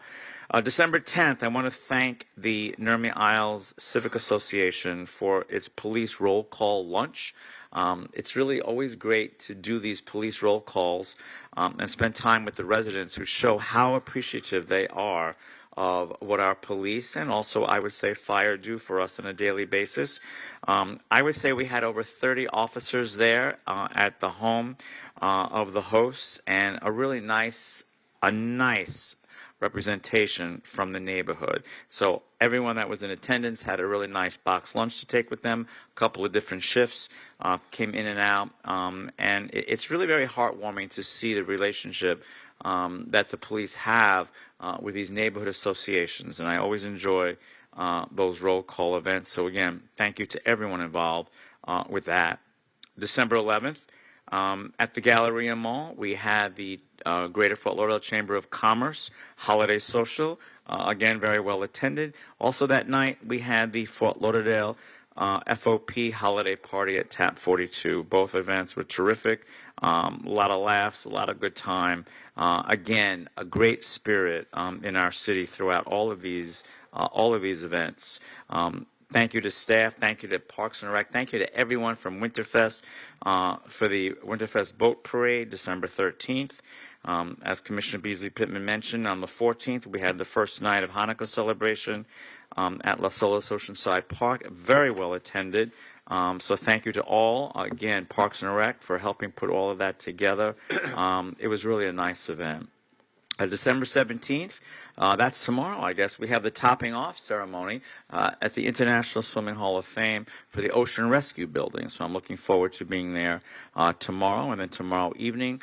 I believe it's going to be the last holiday party in District 2. I'm not sure for the whole city, but the Flagler Village Civic Association will be celebrating tomorrow evening. Always another greatly attended event, a lot of fun. Just a couple of comments, Mayor. I was just wondering, City Manager, are we getting going on our talks with the team that we selected for City Hall? I'm hoping that will move quickly and get that back to us in terms of a comprehensive agreement. Is that all scheduled and happening? We have scheduled a kickoff meeting for January 8th, so we will keep the commission apprised of our progress. And before we have that kickoff meeting with the developer, we'll have some internal staff meetings and bring on our outside counsel to discuss, some of the strategy, so that once we do have that kickoff meeting, that we're off to a great start. So thankful to the city attorney for being engaged on this, and we look forward to coming back with something hopefully soon. Excellent. Love to see that move as quickly as possible. I will tell you that last week I also spoke to a lot of folks that had mentioned to me how they were very impressed with how Fort Lauderdale is becoming a sports town. I will tell you that in the last week and a half, 2 weeks maybe out the most, we had at Lockhart, we had the MLS Cup with Inter Miami winning the championship. We had, as I mentioned earlier, the Orange Bowl International Tennis Championships here. At the same time, we had the APP, that's the Association for Professional Pickleball folks over at the Fort. We had that tournament. And then we also had the World Sevens. That is a women's soccer organization that had their U.S. debut for their tournament right here in Fort Lauderdale. All of that within a week and a half, 2 week span. So again, I just think it's really great, all of these events that are happening, gaining a lot of international attention for Fort Lauderdale. So congratulations to everyone involved with that. Chief Golan, I wanted to say congratulations to you for being selected the Fire Chief of the Year, and I think that's an amazing accomplishment. Congratulations to you for that. I think we already said that. Did we already bring that up at the last meeting? I'm sorry, the mayor was telling me that we already brought that up. He's such a party pooper. Did we bring that up at the last meeting? The last meeting. We did? Yeah. I'm so sorry if I'm repeating it, but again, it's worth repeating. Again, that's from the Fire Chiefs Association of Broward County. You can call it up if you want. I'm not going to call it up. But I will just say congratulations. That's a great accomplishment. So thank you for that and for representing our city so well. And lastly, I would just say to everyone, have a very happy and a safe Hanukkah, a very Merry Christmas and a Happy Kwanzaa, and here's to a very happy and healthy and safe New Year for all of us. And I guess that's it. It's amazing that our next meeting is in 2026. Thank you, Mayor. You're welcome. Commissioner Sorensen. Thank you, Mayor. Great couple weeks. Many of us served as waiters at the Breakfast of Champions. Yes, that was great. Right, that was awesome. We should thank Katerina, Sophia, and my friend Trevor, who decorated the table, and we won the prize. So yes, that was awesome. Excellent. That was awesome. Great fundraising event for those experiencing homelessness. So that was just awesome. Also really grateful for the dedication of Abiaka Park in Riverside Park, which was fantastic. We had the chairman of the Miccosukee tribe there, and that was really special. So great, more green space in the city. Again, Hal just left such an indelible mark on so many of us. So grateful for Hal and his legacy. Also, I got thankful to Fire Rescue. I got to hang out with Shift B at Fire Station 2 for the day, riding along, which was just great. Also, Commissioner Beasley Pittman, thanks for having us at New Hope's affordable housing groundbreaking. That was great. Winterfest Boat Parade, thank you, especially PD, Chief Schultz. Another safe, positive event, and Fire Rescue, and Raquel, thanks for the whole team for making that all work. Let's see, Mayor, wanted to just get a gauge. I think it would be, we've talked a little bit about this, but e-bikes, there's more we can do in terms of better regulation.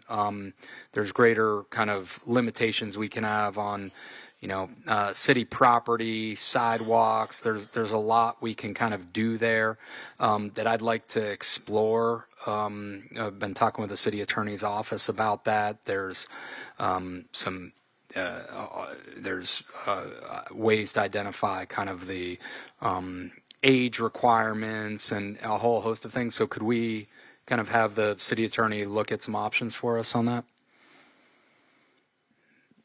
Mayor, for a better ordinance, it's a major problem in our parks, in my neighborhoods, in District 4.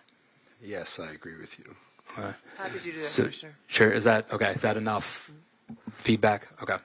Great. Thank you, Sherry. Thank you, Mayor. Appreciate that. Let's see. Next up, single-use plastics. This is something we've, I think done a good job of in the city. I think we can go further. So we could, like many cities, Mayor Broward County, for example, they ban single-use plastics at county events and on county property. So I'd love to explore that possibility of. Didn't the state co-opt our right to do that? On that, I believe that's so. I will follow up and find out, Would you but I think follow that up on might that? actually be true, Yeah. Mayor. Yeah.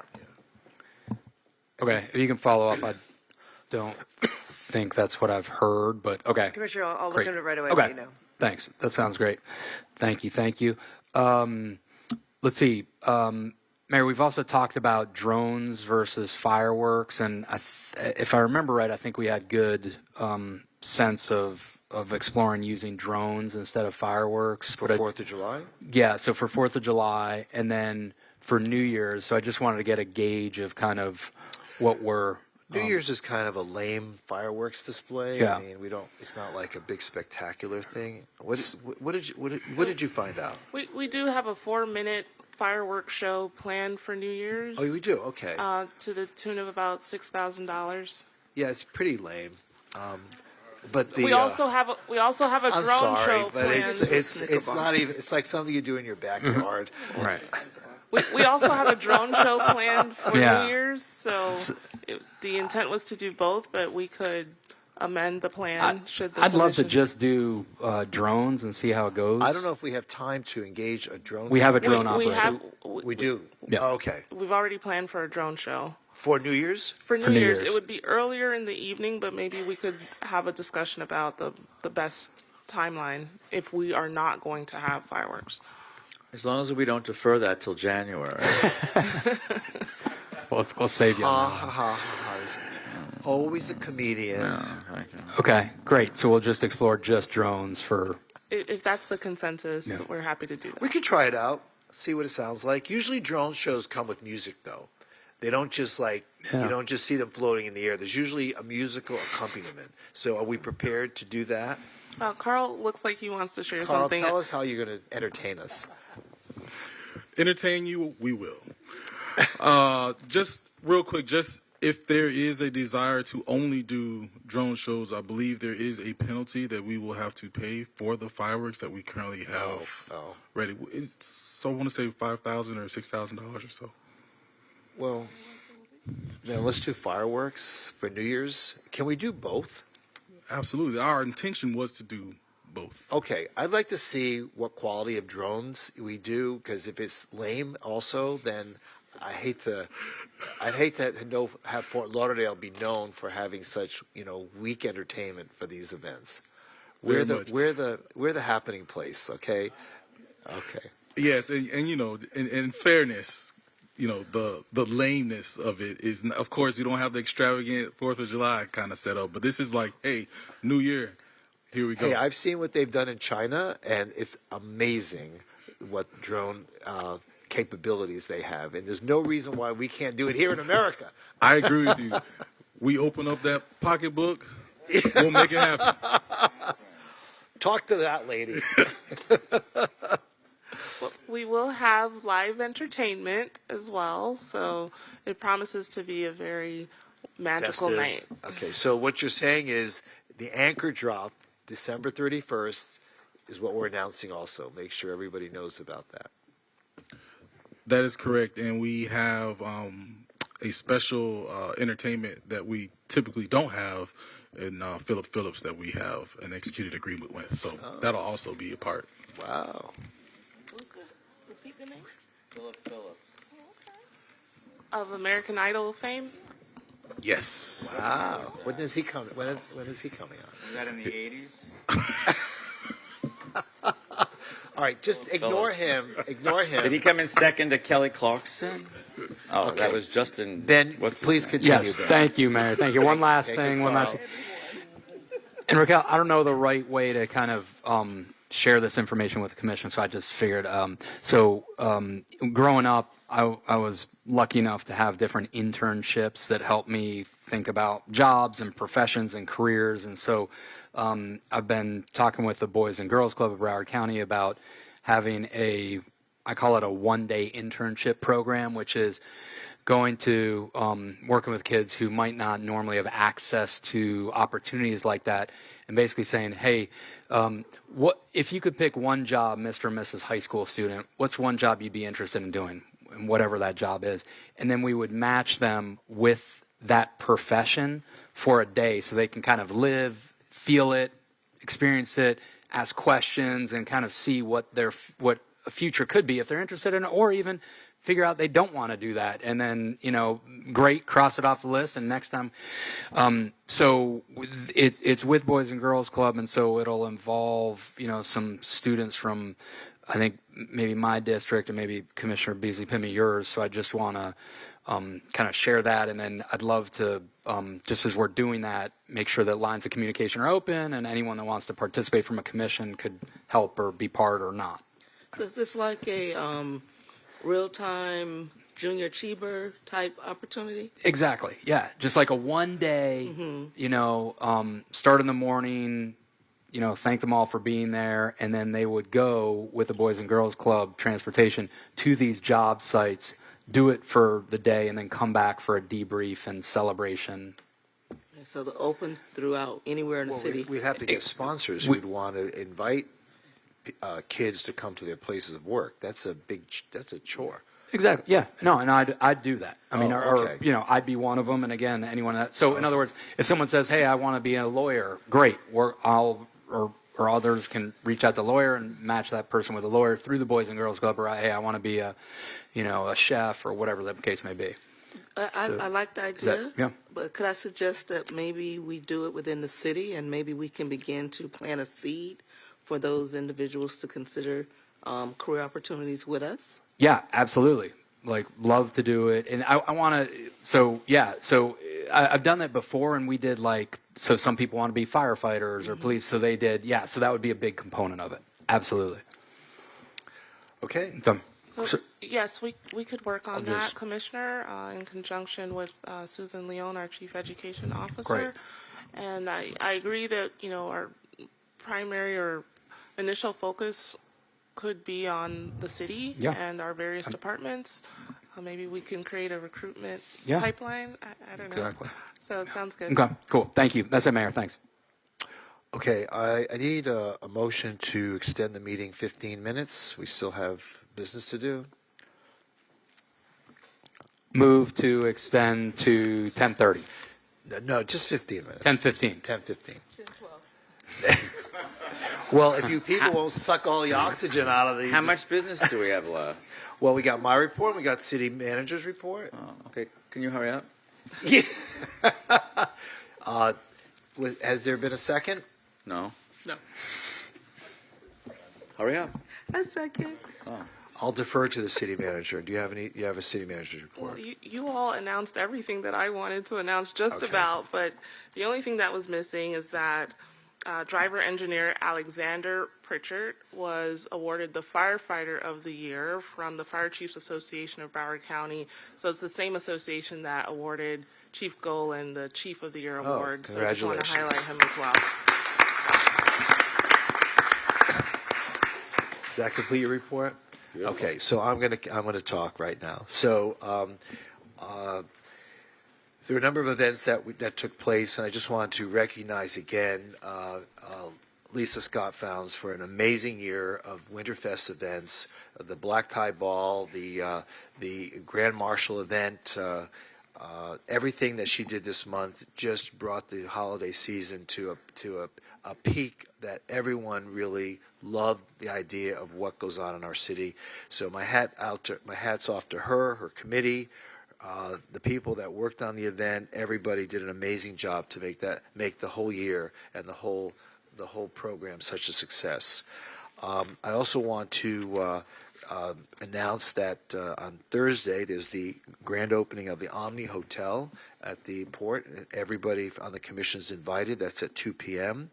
Again, to remind the community and visitors about our anchor drop on New Year's Eve. That's over on Himmershey Street.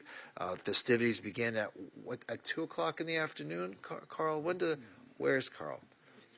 Did he leave? No, he's back there. When does the music start for the anchor drop?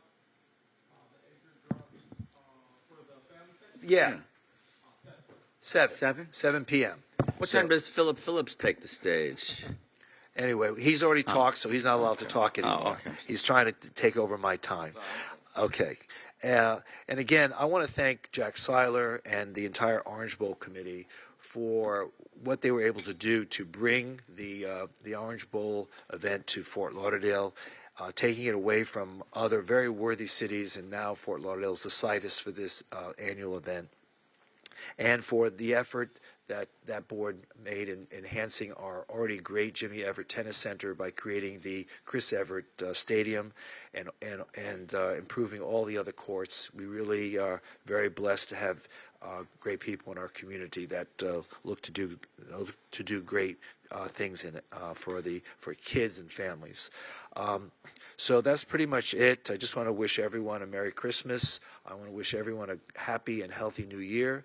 I want to thank everybody on our staff throughout this year who have been so absolutely great, all the assistant city managers. Boy, that table keeps getting longer and longer.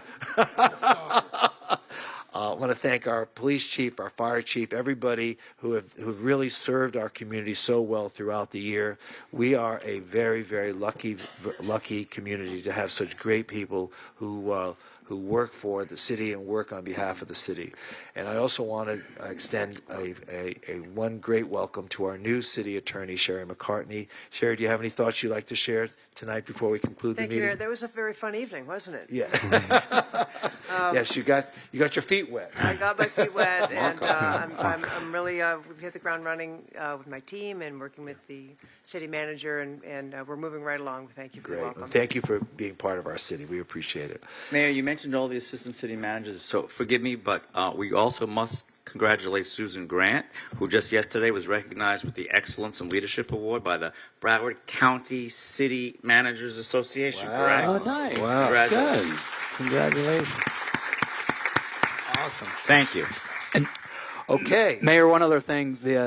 I want to thank Raquel, and Raquel's came up with this idea is the tell us about, I forget what it's called, the employee holiday party, which I just think is great. So that's Thursday, right? Yeah. Yes, that is Thursday. Employees only who have RSVP'd, and we have certain provisions for additional guests. So because we're talking about this right now, I just want you to know we'll be sending out some information to you about a time for you to... It's 10:01. To attend, and parking and all those details, so that if you do plan to attend, you come at the right time. It's great. Excellent. Thank you. Great. Thank you.